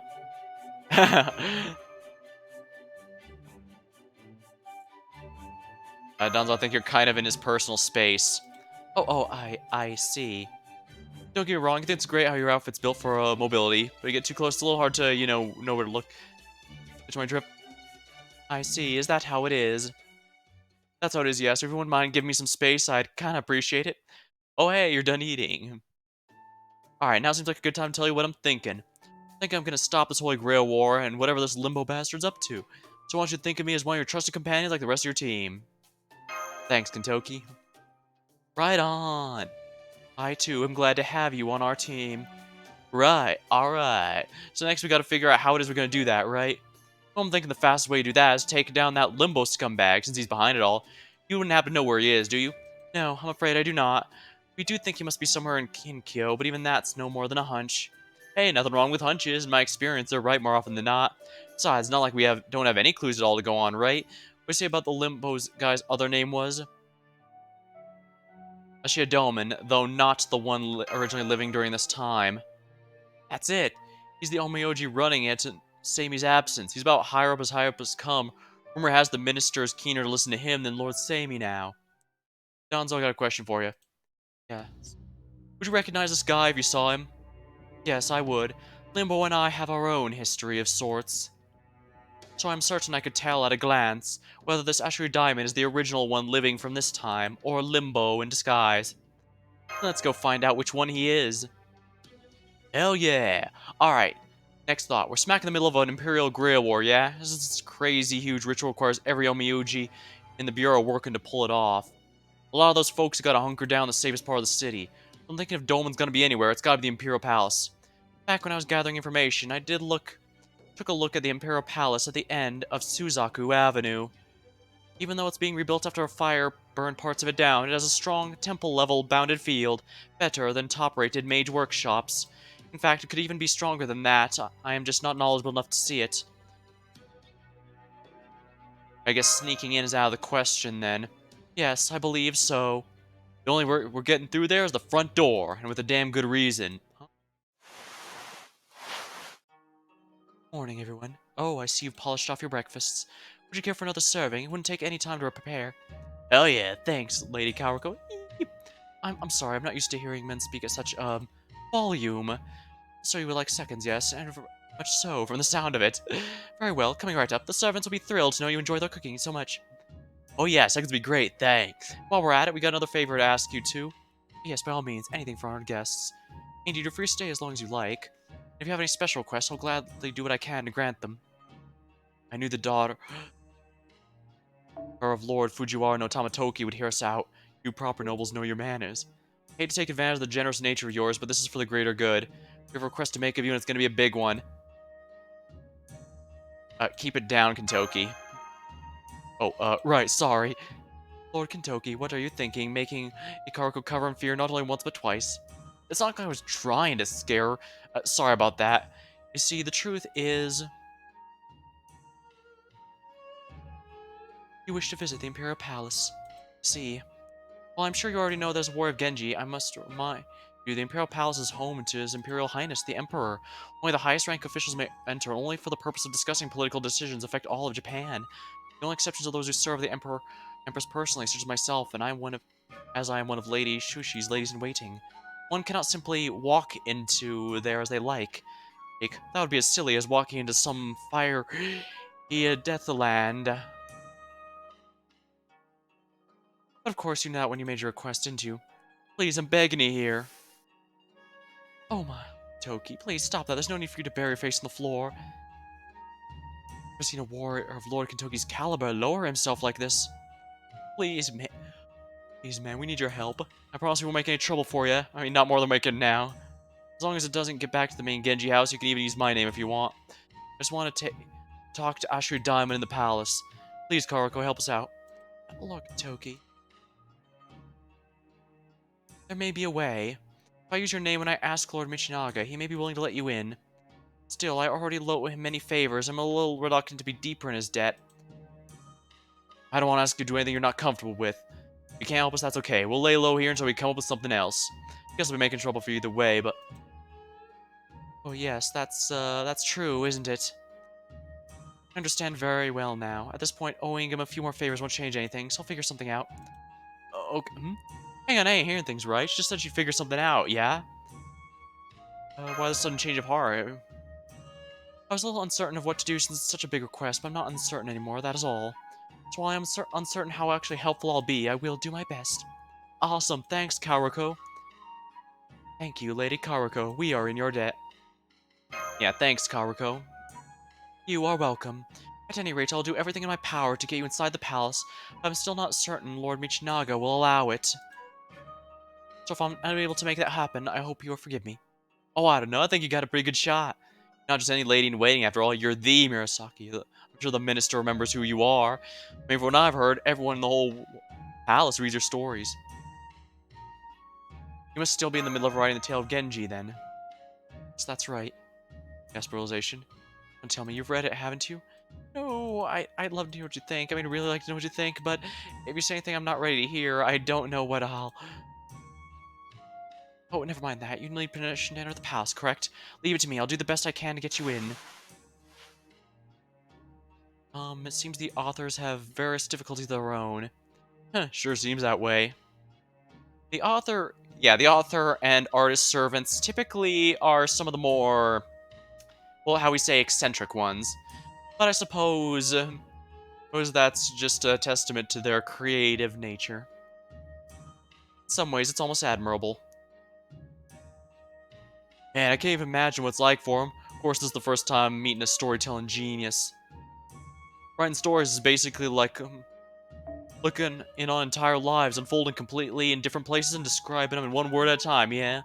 That's a whole different story just from recording some noble's accomplishments or rumors on some warrior.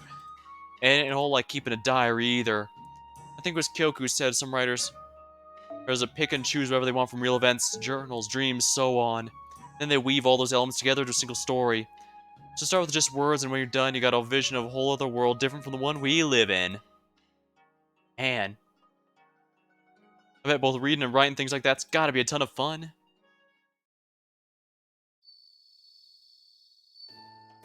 Thank you for waiting. Ichinaga agreed to grant you entry in the palace tomorrow morning, though only briefly. Come, we must leave right away. That's great, Karako. Thanks a ton. Come on, I know you're sleepy, but it's time to get going. Alright, I'm okay. I was just taking a nap. Here, Master, I brought you a damp towel. Perhaps it will help you wake up. Hey, feeling more awake now? I know it's been a while since we had dinner, and you must be pretty tired, but you'll just have to suck it up. Anyway, I gotta say, it's pretty smart of you to get us in around daybreak. Sorry it took so long for my messengers to obtain the necessary permissions. So if we take the carriage right now, we should arrive shortly before the gates open. I didn't know the palace opened up so early. Oh, this is actually a special exception. Since this matter needs to be kept quiet from the main Genji house, Minister thought that you should come when you're unlikely to see any palace outsiders. Ah, nice thinking, Lady Karuko. Of course, I expect we'll still have some waiting to do once we get there. But hey, that means we get to see Lord Dolman first thing in the morning, right? Yes, that's true. You hear that, buddy? Great, then let's get going. Right, Master.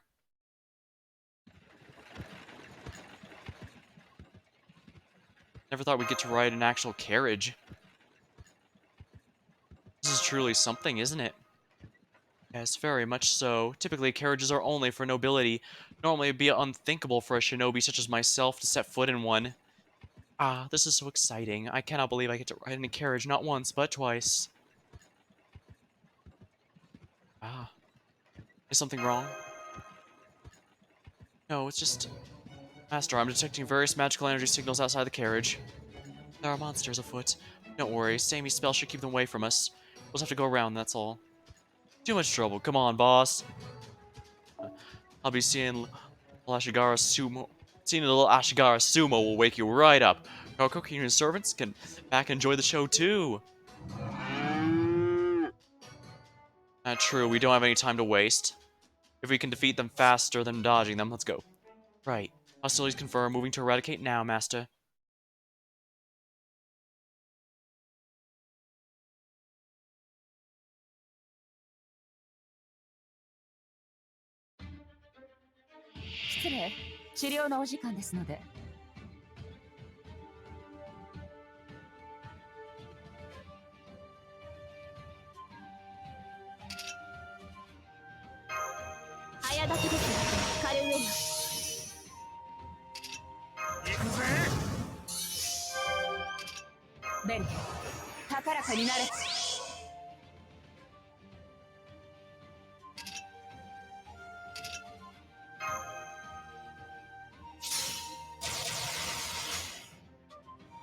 Oh right, this lasts for 3 turns.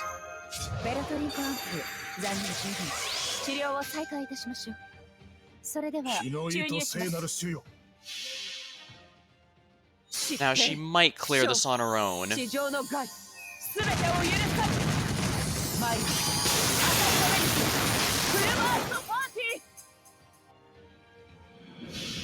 Stella time.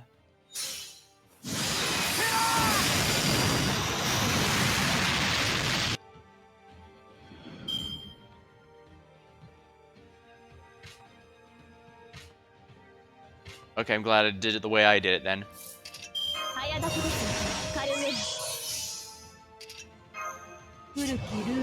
Oh my, I'm a little short.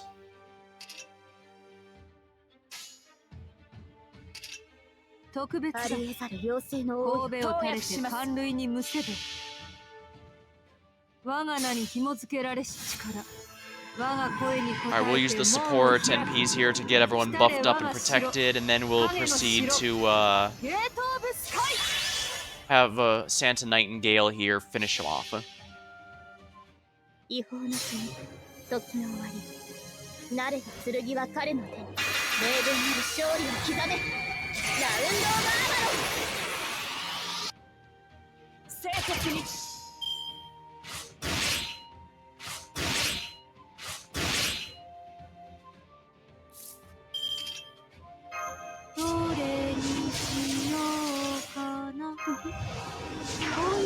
もできる。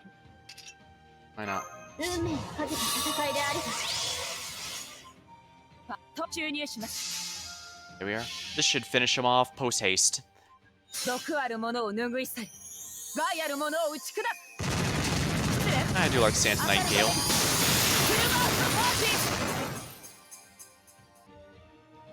And it's almost Padaru season, so it's fitting, I suppose. 砕け散る時まで諦めることは許さんぞ。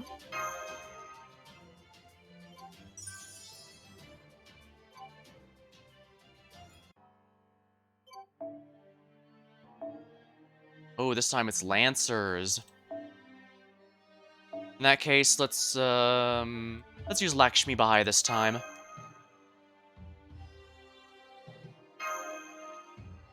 Arash won't be doing much, but that's fine. He just needs to weaken them a little so that Lakshmi Bai. I do like Lakshmi Bai's gameplay a lot. She's a nice mix of both offense and support, but her damage is a little low to compensate being a hybrid role. I guess that kind of goes without saying, but still. 行くぜ。いいだ。圧倒します。いい指示だ。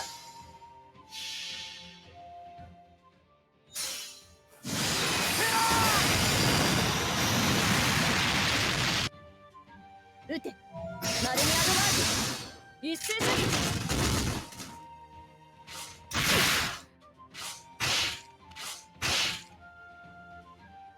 That didn't work as well as I was hoping, but no matter. Her damage is a little low, but she should be more than capable of clearing this. She also has a buff on the on the Japanese server, but she doesn't have it here. Whoops. I forgot. You have to use Gwalior's resistance before using her buffs. I guess it's been a while. Oh well, that's not a problem. 我がいい指示だ。我が背にあるは国なり、尊き民なり、守らねばならぬ。人々の幸福なり。なきん。 I do like that they added Lakshmi Bai to the game, even if it's not a particularly major role. She's a relatively obscure historical figure. I guess I can explain a bit while I'm doing the buffs. A lot of times she's considered the Indian version of Jeanne d'Arc because she was an Indian royalty at the time when Britain ruled over India. So, and obviously, like many of Britain's colonies, they weren't treated particularly well, so she decided to have a rebellion. But unfortunately, like the actual Jeanne d'Arc, she ended up having a tragic fate. It's effectively dying as a martyr. ありえざる妖精の王妃。前に出る。違法の国、時の終わり。慣れた剣は彼の手。例文なる勝利を刻め。ラウンド・オブ・アーマロン。 私は忘れぬ民の思いを。託された Still, it's good I... 何者にも Still, I'm embarrassed that I messed up her skills like that. It's usually not hard to get her full buffs, especially since she actually has some pretty good ones. 運が Here we are. 良かったな。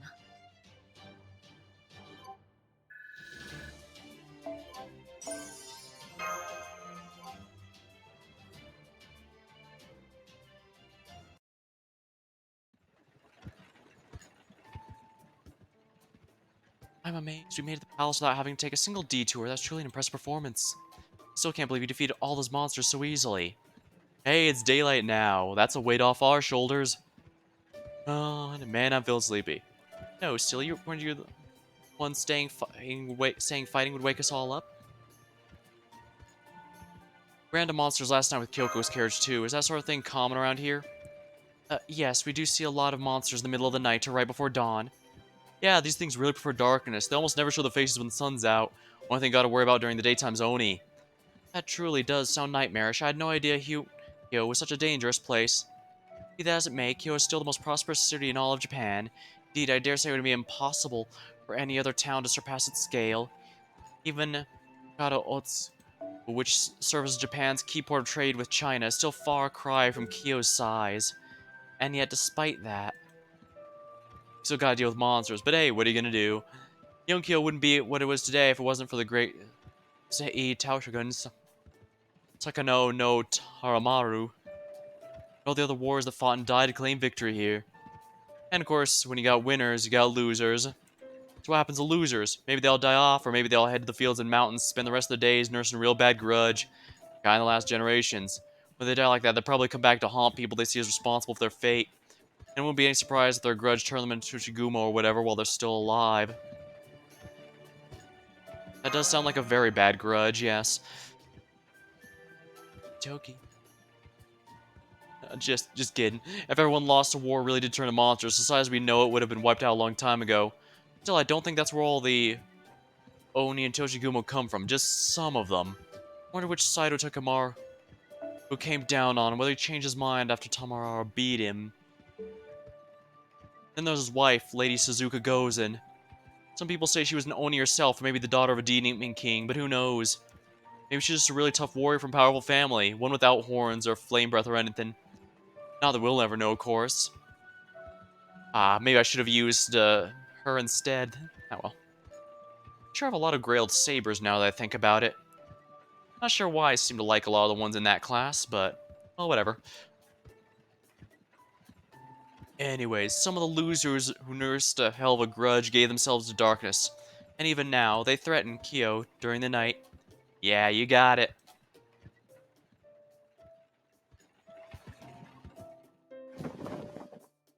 Here, everyone, we've arrived at the Imperial Palace.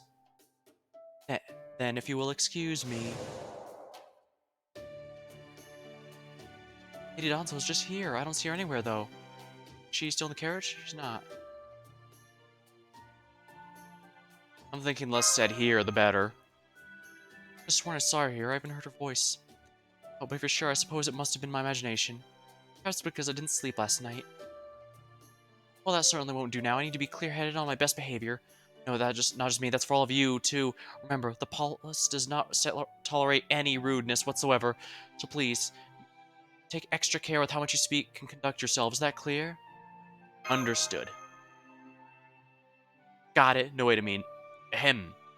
I'm aware, Lady Kyoko. Rest assured, I, Kata Kentoki of the Genji clan, have matters well in hand. So he does know the proper stuff. He's just not a fan of it. Please be sure you do. One transgression will see us all lose our heads, myself included. Alright, let's be on our way.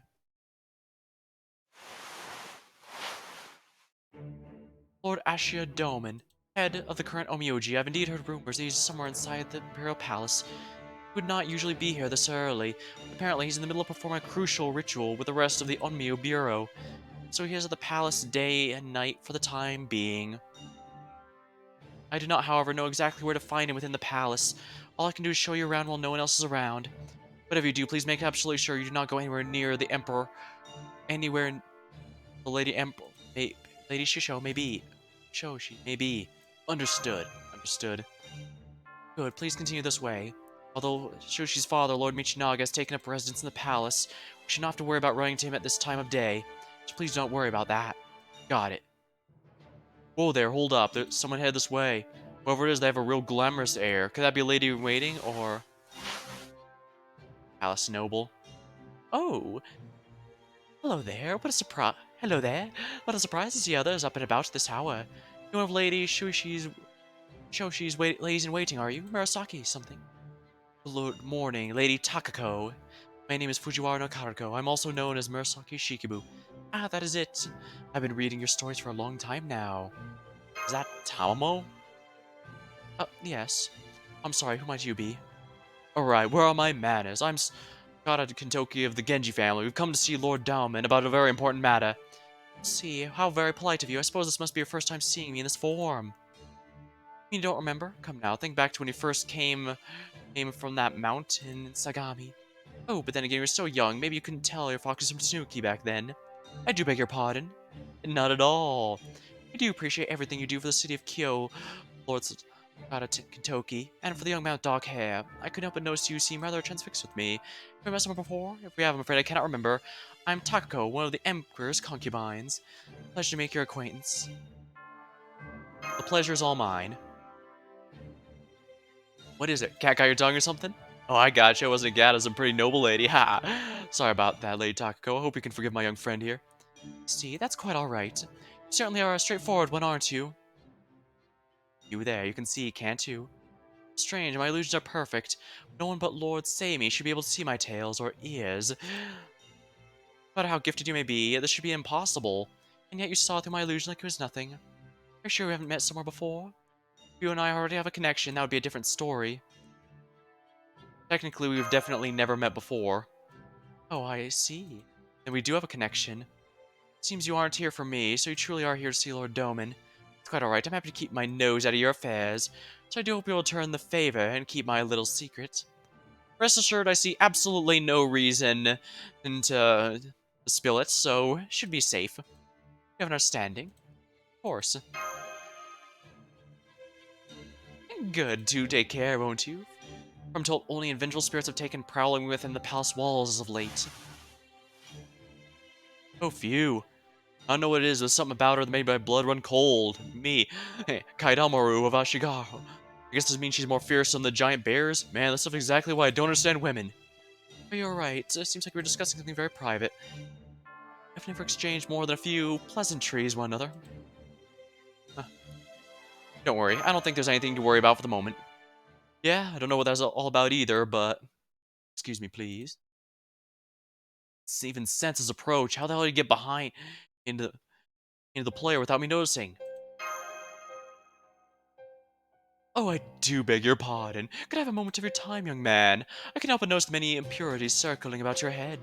They have something to do with your unusual manner of dress, but no matter, please remain still.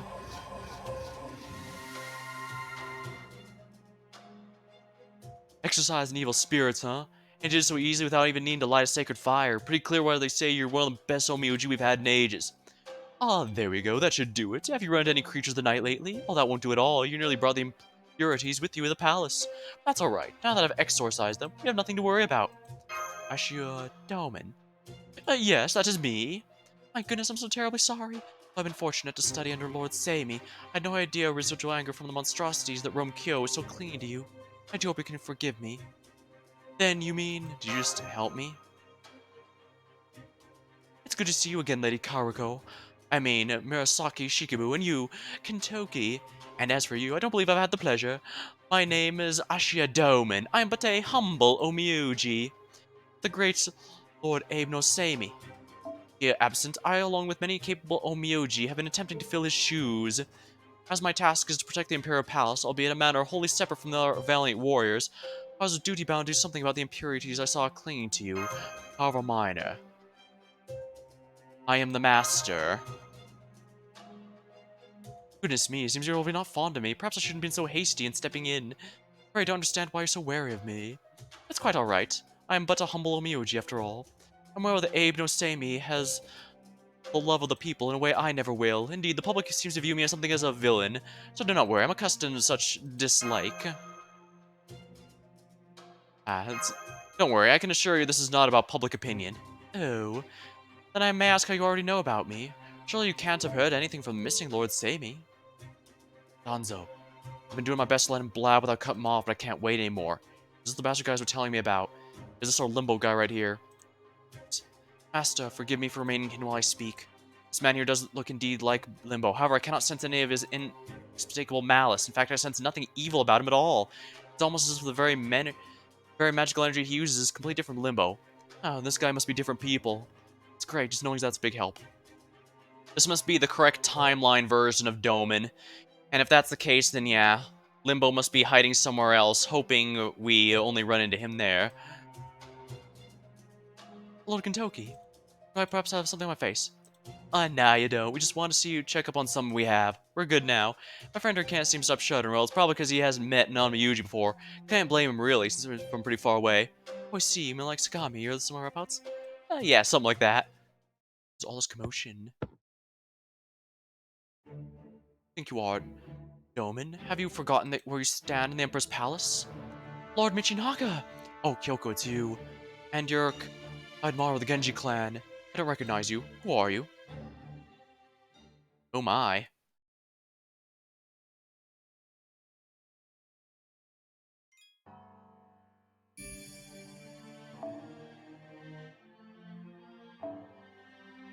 This quest has no battles. The palace played host to unusual guests today. The palace is the highest political institution of all Japan, where the emperor himself resides. Not even warriors of the acclaimed Genji clan, or those who serve Michinaga himself, could easily gain entry. And yet, in spite of it, this young warrior and his companion said they wished to visit. The reason? To meet with Doman, the Omioji currently serving in Abe no Seimi's stead, along with this man who seemed vaguely unsettling to me, despite his soft demeanor. Fortunately, the young warriors were successful. Their business now concluded, I thought they would turn around and leave right away, but as luck would have it, it was then that none other than Michinaga, minister of the left, and the Emperor's father-in-law should appear. I was so shocked I feared my heart might leap out of my mouth. The end, expert on a diary. Glad to see you're in good health, Minister of the Left. This man here is my apprentice. So I expect that he will one day be equal to even the 4 heavenly kings. I am responsible for bringing him here, so I beg you please be lenient with him. Jaga, these are the 2 visitors I told you about. Silence, Karoko. I'm speaking with Kaidomaru right now. Yes, Lord Michinaga, forgive me. Now you there, boy. Let me take a look at you. Oh. How odd. It seems you're truly unafraid, even in the presence of the Minister of the Left.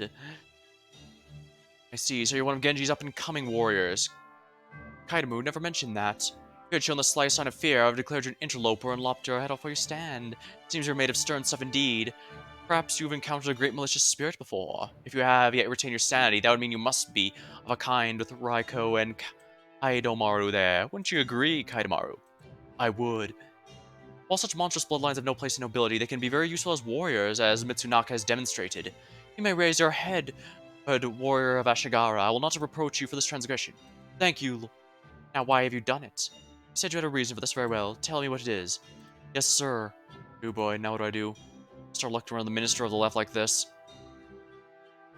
In front of Lord Doman, no less. At least we know this Lord Doman is not the one we're looking for, so we can leave him be. If I mess up here, all of our heads will roll. Well, Kentucky, this will be a good challenge in its own right. Time to steal myself. I just have to make him understand what's at stake. Kaidomaru. No, you're not a frequent visitor of the palace, especially not this early hour. I also heard from Karoko you wish for an audience with the Onmyoji. Why is that? Tell me why you've done this. It's the Imperial Holy Grail War. All those claims about the Imperial Holy Grail War bringing Kyo 1,000 years of peace. A pack of lies. Oh. The Imperial Grail War's true aims are a piece of malice. We believe it's all a villain schemes and that will lead to the great uprising that threatens the peace of Kyo. So please, Minister of the Left. We beg of you, please reconsider going ahead with the Imperial Grail War. A villain scheme? Lord Seimi himself detailed the workings in the letter he sent. Ha ha ha ha. A villain scheme that will lead to great uprising. Of all things you might say. Have you forgotten that the contest was Seimi's own proposal? I can understand how innocent the youth of the mountains may not fully grasp the weight of the various Onmyoji our times hold. But that's no excuse to think before you not to think before you speak. Remember, Kyo is already beset by constant threats to its peace. It would be easy to dismiss the war as something not to be trusted. If true, 1,000 years of peace we stand to gain in exchange for the life of a few foreign sorcerers is most definitely worth the prize. If it should prove to be false, then we'll be no worse off than we are now. Am I wrong? But Minister of the Left, I'm told we only know about this ritual from... Ah, hell with it. Come on, mister, how do we know if this letter is even from Lord Seimi? For all we know, it could be a fake. Don't you see how damn fishy this is? Come on, Minister, there has to be some villain's plan. Toki, stop, please. He doesn't speak in such a coarse manner. Sorry about that. Forgive me, Minister of the Left, but I meant every word I said. Please believe me. I've certainly never been this insistent about anything before. I can also see you are by no means an inexperienced liar. You say a villain's behind this. Tell me more. But you know, you're a lot more reasonable than I thought. Lord Kentucky! A man known only as Limbo. Oh. I'm positive he's the one behind the Imperial Grail War. Go on.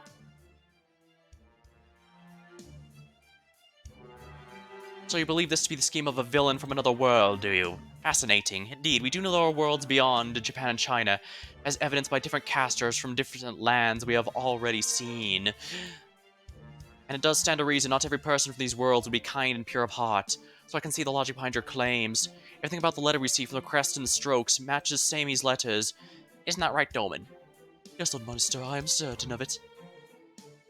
Still don't trust that Doman guy, but if Donzo says it ain't him, I'll just have to trust that it ain't. Besides, accusing him of being limbo now won't get us anywhere. Is something wrong? No, it's nothing. Furthermore, you have no evidence to verify your claims. It's one thing to make claims about the limbo person, but as of now, we only have your word, and we cannot hail to the Imperial Holy Grail War on your word alone. Damn, I should have seen that coming. Of course, this is how it's gonna go, and we had no plans for things to go they have. Right now, the only proof we have of it is the Master and the rest of Chaldean's word. I believe him, I'm totally on board, but of course, Michinaga's not gonna go for it. Especially when he doesn't have the same bad feeling about it I got from the start, so what do we do? However, I am a reasonable man. You claim the Grail War is in fact a wicked scheme. Bring me proof. Michinaga. Watch your tongue, Kaidomaru. Now, as I was saying, you may either bring me proof this is a wicked scheme, or if all masters remaining were to refuse to compete, that will halt the ritual as well.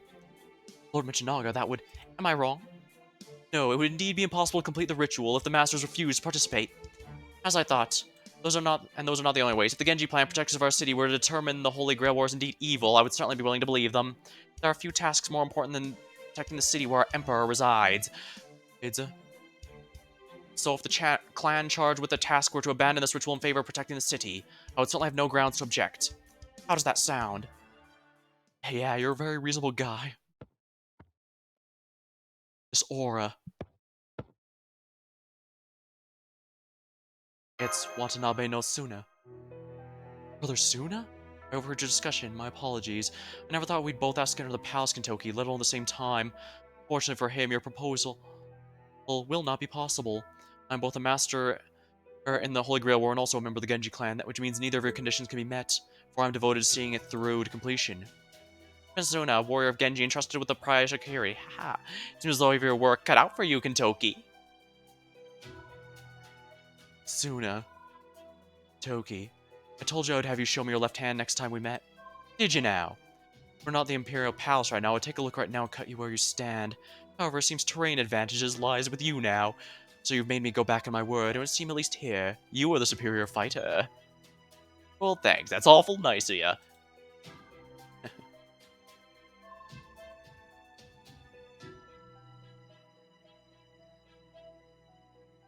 Alright, both of you, cut it out right now. Oh, brave and powerful Genji warriors, please. No further. This is the Imperial Palace. You simply cannot fight here. I beg of you, do stay your blades. Yeah, this... the dome in here definitely gives me the creeps, but... we know that there is indeed supposed to be a real Doman from this timeline, so we don't have... so... it's entirely possible the other one is still in hiding, and I guess it would make sense. He wouldn't want to be in a place where he might run into himself, or else he'll have to answer some questions that would be... how could I put this? Inconvenient to his plan, we'll say.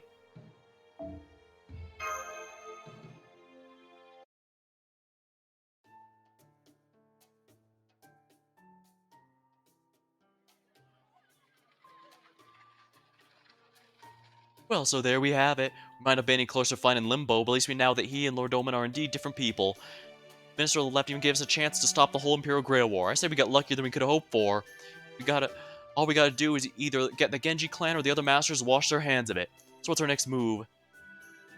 While Lord Watanabe no Suna does pose a major threat, if we put him aside for now, our option would be to find the 3 remaining pairs of masters and servants. Unless it would be easier to convince the majority of the Genji clan to denounce the Imperial Goro War instead. Yeah, you're right. Boss Raiko ain't gonna be much help right now, so, sorry about that. Then we should start by gathering information. Right on. Gotcha. Man, you don't waste a second, do ya? I like it. You almost remind me of the Imperial officers. Used to poking around in familiar places or something? Then I'll have to make sure I don't fall behind. I wouldn't say I'm used to it, exactly. Yeah, just doing what has to be done. Got that right? Alright, let's go see what the hot gossip is. The city is much livelier now than it was the night. The difference is truly, well, night and day. I suppose I should have expected as much. No, truly, this is what it should be like all the time. Pretty much. Kind of think of it, you two still haven't seen what it's like during the day, huh? Guess that makes sense. We had to stay inside Kariko's house all day yesterday. Hey, it's Kentucky. I know it was you. Hi, Kentucky. Oh, Viz and Kaitos. Kami, have you grown even bigger since I last saw you? Tell me, does the leader of Genji know you're around town, lovely lady? Here, Kentucky, have some mochi. Yeah, don't worry, it's my treat. Oh, hey, this is great. We don't have to go around looking for people. They come to us. I'll save us some time. Hey, everyone, you hear anything? By the way, you hear anything weird happening lately? Are we talking about nighttime or daytime? Better be day, with all the night monsters come out at night. We haven't seen Tenku much lately. The only weird thing I can think of is that Oni, the one from Mount U. What, her? She's no big deal. The Genji are around exactly to handle exactly that kind of thing. Me, I'm more worried about the Chuchigumo. I've heard they've been showing up around Sai Road at night lately. At night? Well, that's no surprise. At nighttime, they show up around Zaku Avenue, too. What? No, they don't. Come on, tell them I'm right. Oh, I'm not sure. Oh, no, you don't. The only sorts of Genji warrior needs to worry about are the big ones. It's the officer's job to handle the monsters that wander around Kyo at night, right? Yeah, thanks for saying so. We don't usually divide up the work all neat and tidy, but yeah, that's basically right. Toki, what about the steel monster? Eh? I think I've heard of that one. We've heard of that one, haven't we? Steel monster, a great hulking beast that wanders the streets of Kyo at night, which towers over the average person. That's it. You know the Inari shrine down at the Rhoda Palace? Well, my big sister said she saw it slipping out from the grounds there. So the monsters out there that not even the great virtues of Inari can do anything about. Yikes, well that's scary. Oh, you mean where they keep the Inari palanquin? Yeah, I've heard of that one too. My cousin has a daughter who lives near the alley. She says a big steel monster shows up around night making weird creaking noises. So how long has this steel monster been showing up? Has it always been around, or is it more of a recent thing? Sure, heard about yesterday, maybe the day before. My sister said she saw it yesterday. Master.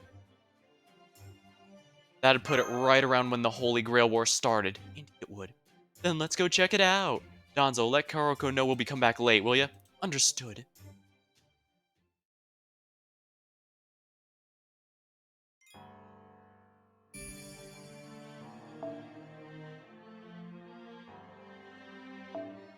I don't mind going a little bit further, but...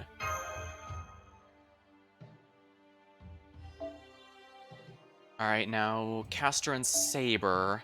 I can either go with a rider or an archer. Let's go with a rider this time, actually.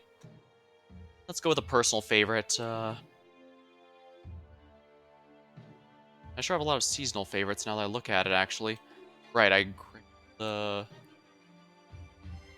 Where's Summer Mordred? Here she is.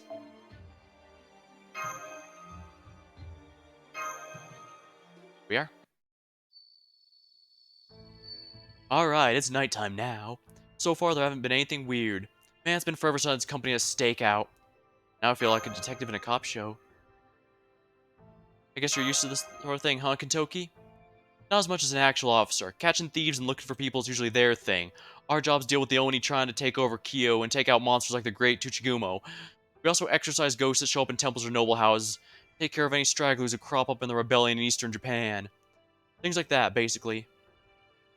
But hey, every now and then, we get jobs involved taking a page from the officer's book like this. Jobs involve laying low, hiding out, investigating the truth behind a rumor or mystery. Though it is all a pain in the ass, there's just so many people out in the city. And any place with a lot of people seems like it always has more than its share of trouble. I take you don't care for crowded places?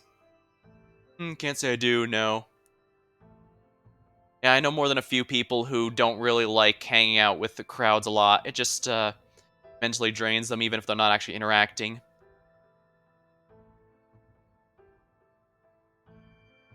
I mentioned I grew up on a mountain. There's Mount Ashigara way off in the east called Sagami, and of course, there weren't any other people around. Only other thing there were beasts, beasts, more beasts, and the occasional Oni. So I never saw this kind of thing back up on the mountain. There weren't any kind of kids running, laughing, mothers cooking, men working. Like I said, there weren't any people at all up there. So now that I live in the city and see this thing all the time, I've come to love them. Not sure I'll ever really feel at home in the city, and I'm not big on crowds. Plus, they do drain him. Still love those people anyway, though. I mean, I guess I liked all the way the beasts of the mountain were living their lives, doing whatever they felt like too. But even though it's really similar, it ain't quite the same thing, is it? I guess the beasts, the best way I can put it is they're different, but they're also not. You know what? I think I know what you mean. Heh. I am back, Master. As you wished, I informed Lady Karuko we would be returning late this evening. Great, thanks, Danzo. Also, on my way here, I ran a quick scan of the Inari shrine grounds in the surrounding area, and discovered a small shrine by the tall grass leads directly to a natural cavern. Nice. That's golden, right? Sounds golden to me. Hell yeah. Calling stuff golden is basically our version of a fist bump. Ancient Japanese fist bumps. So there's an underground cave out here in the Inari Shrine, huh? You're right, it does look like it was naturally formed. Wonder how far back it goes.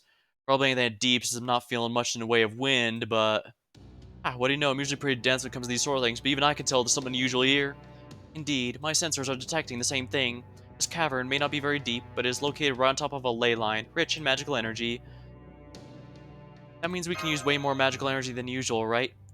I don't know anything about magical energy, but something tells me there's something ominous about this place. Perfect for Monster's Nest or Omioji's Sacred Fire. So that'll tell me this is a good place or a bad one. If Lady Mash was here, she could put down a summoning circle. But never mind that now. The important thing is, this cave would be a tremendous asset to any participant in the Holy Grail War. It would be an invaluable source of magical energy for the Master and Heroic Spirit alike. And for the Holy Grail War, it could be a key strategic point for any caster. Aha, so that means... Looks like we hit the jackpot on our first try. There's something in here, and it could be monsters, Omi, or Chuchigumo. Hell, it's probably even another visitor from another world. Magical energy detected up ahead. Measuring energy levels now. Whatever they are not servants.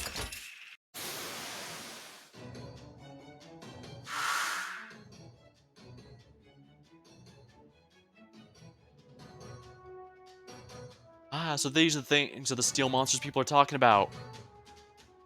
If Helter Skelters are here, does that mean... Interesting, these things really are made of solid steel. They may look it, but these ain't sets of armor. We haven't heard the names, so they aren't masters. So I guess we got ourselves some casters. No, they themselves are not casters. I suspect they are familiars, or perhaps clones. Here they come.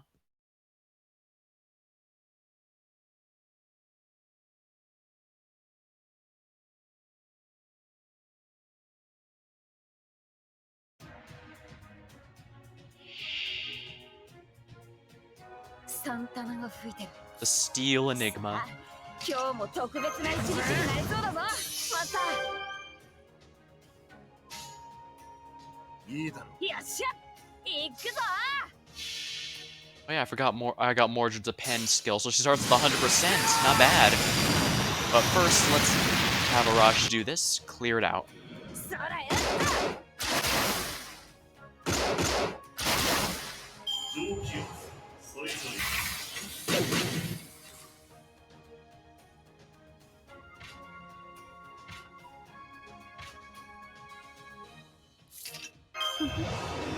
こういうこともできる大切にケアしない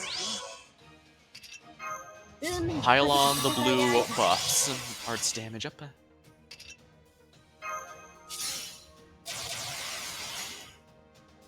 っしゃ命令とも Alright, let's go. Summer Mordred, it's all you. 来やがったな水曜の大波行くぞ相棒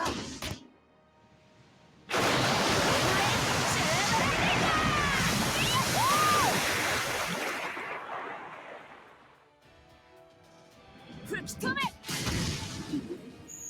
ささやか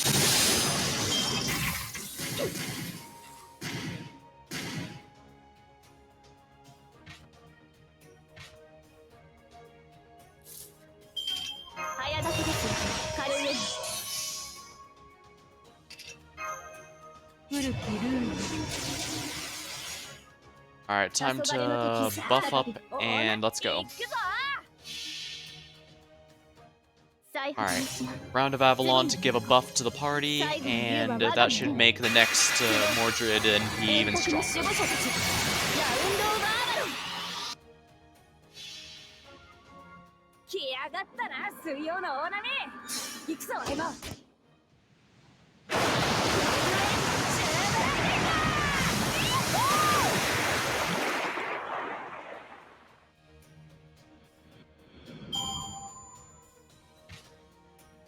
Yep, nothing but Helter Skelters since the main one's gone. ただいま Surf Mo has her own battery, so I don't need to worry about that. ここに見かけて来やがったな水 I 曜 like の writers where they ram the enemy with whatever it is there. Or, in this case, the wave. She's riding the wave.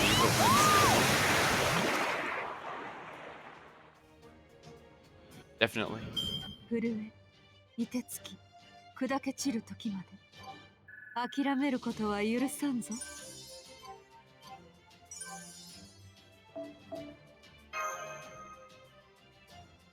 Excellent.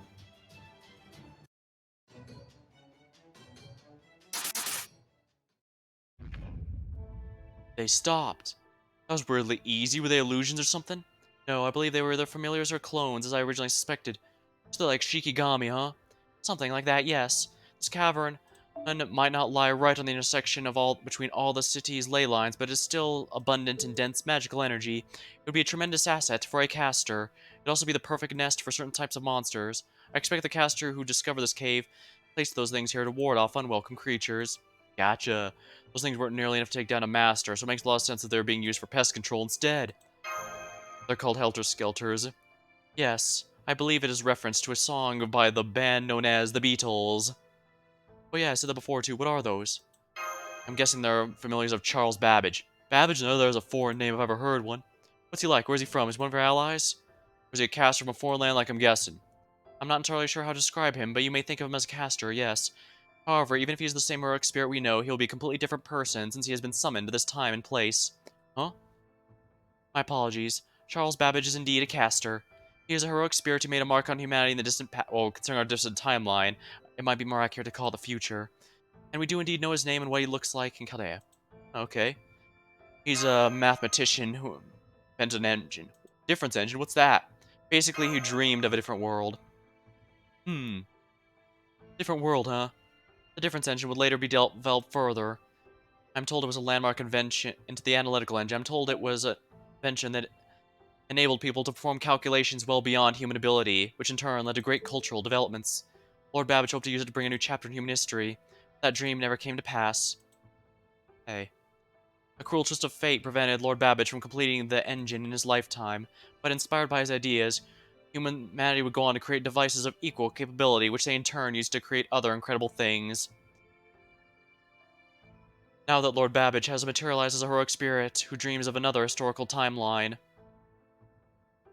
I imagine quite a few people are probably familiar with Charles Babbage from Doctor Who, in which case I'm kind of surprised that Fate never added that evil, how you pronounce it?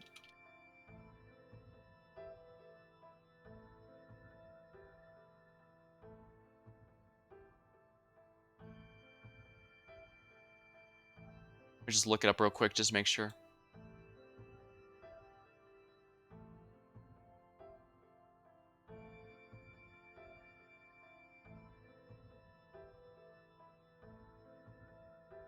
On.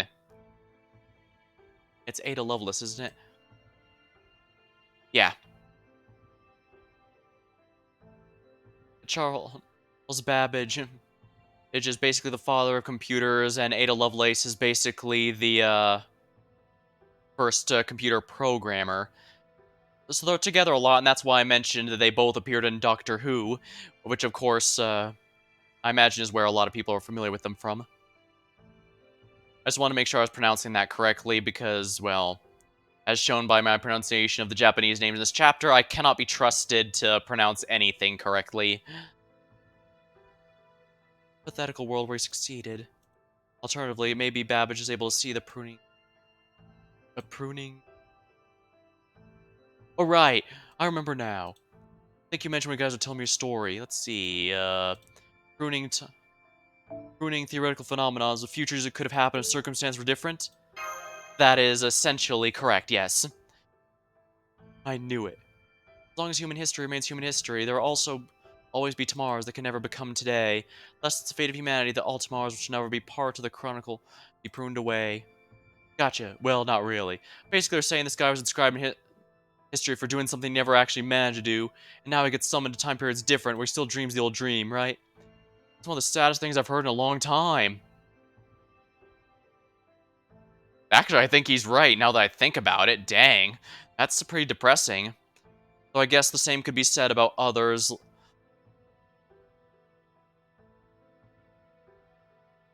There are other servants that are in the same boat, like Castor of Black from Fate Apocrypha. So,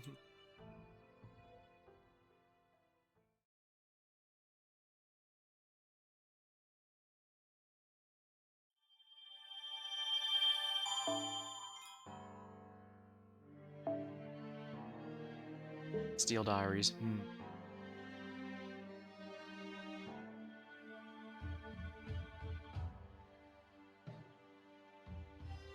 I'm tempted to really collect those limited missions while it's here, but looks like they're almost here and I forgot to do most of them. Whoops. Oh, 8 days. I thought it was 8 hours. I was all, dang, the Thanksgiving missions don't have long. But yeah, I've got plenty of time here. How long have I been going for again? About 3.5 hours. Actually, I think this might be a good time to call it. Leave on a moderate cliffhanger, but with a decent amount of progress. Now, as mentioned, next time I stream, I'm going to be doing a joint stream with my buddy Damien. But after that, I'll probably get back to this and probably split it up so that I'm not doing nothing but he and Kyo. Both to avoid burnout and also to keep some variety in.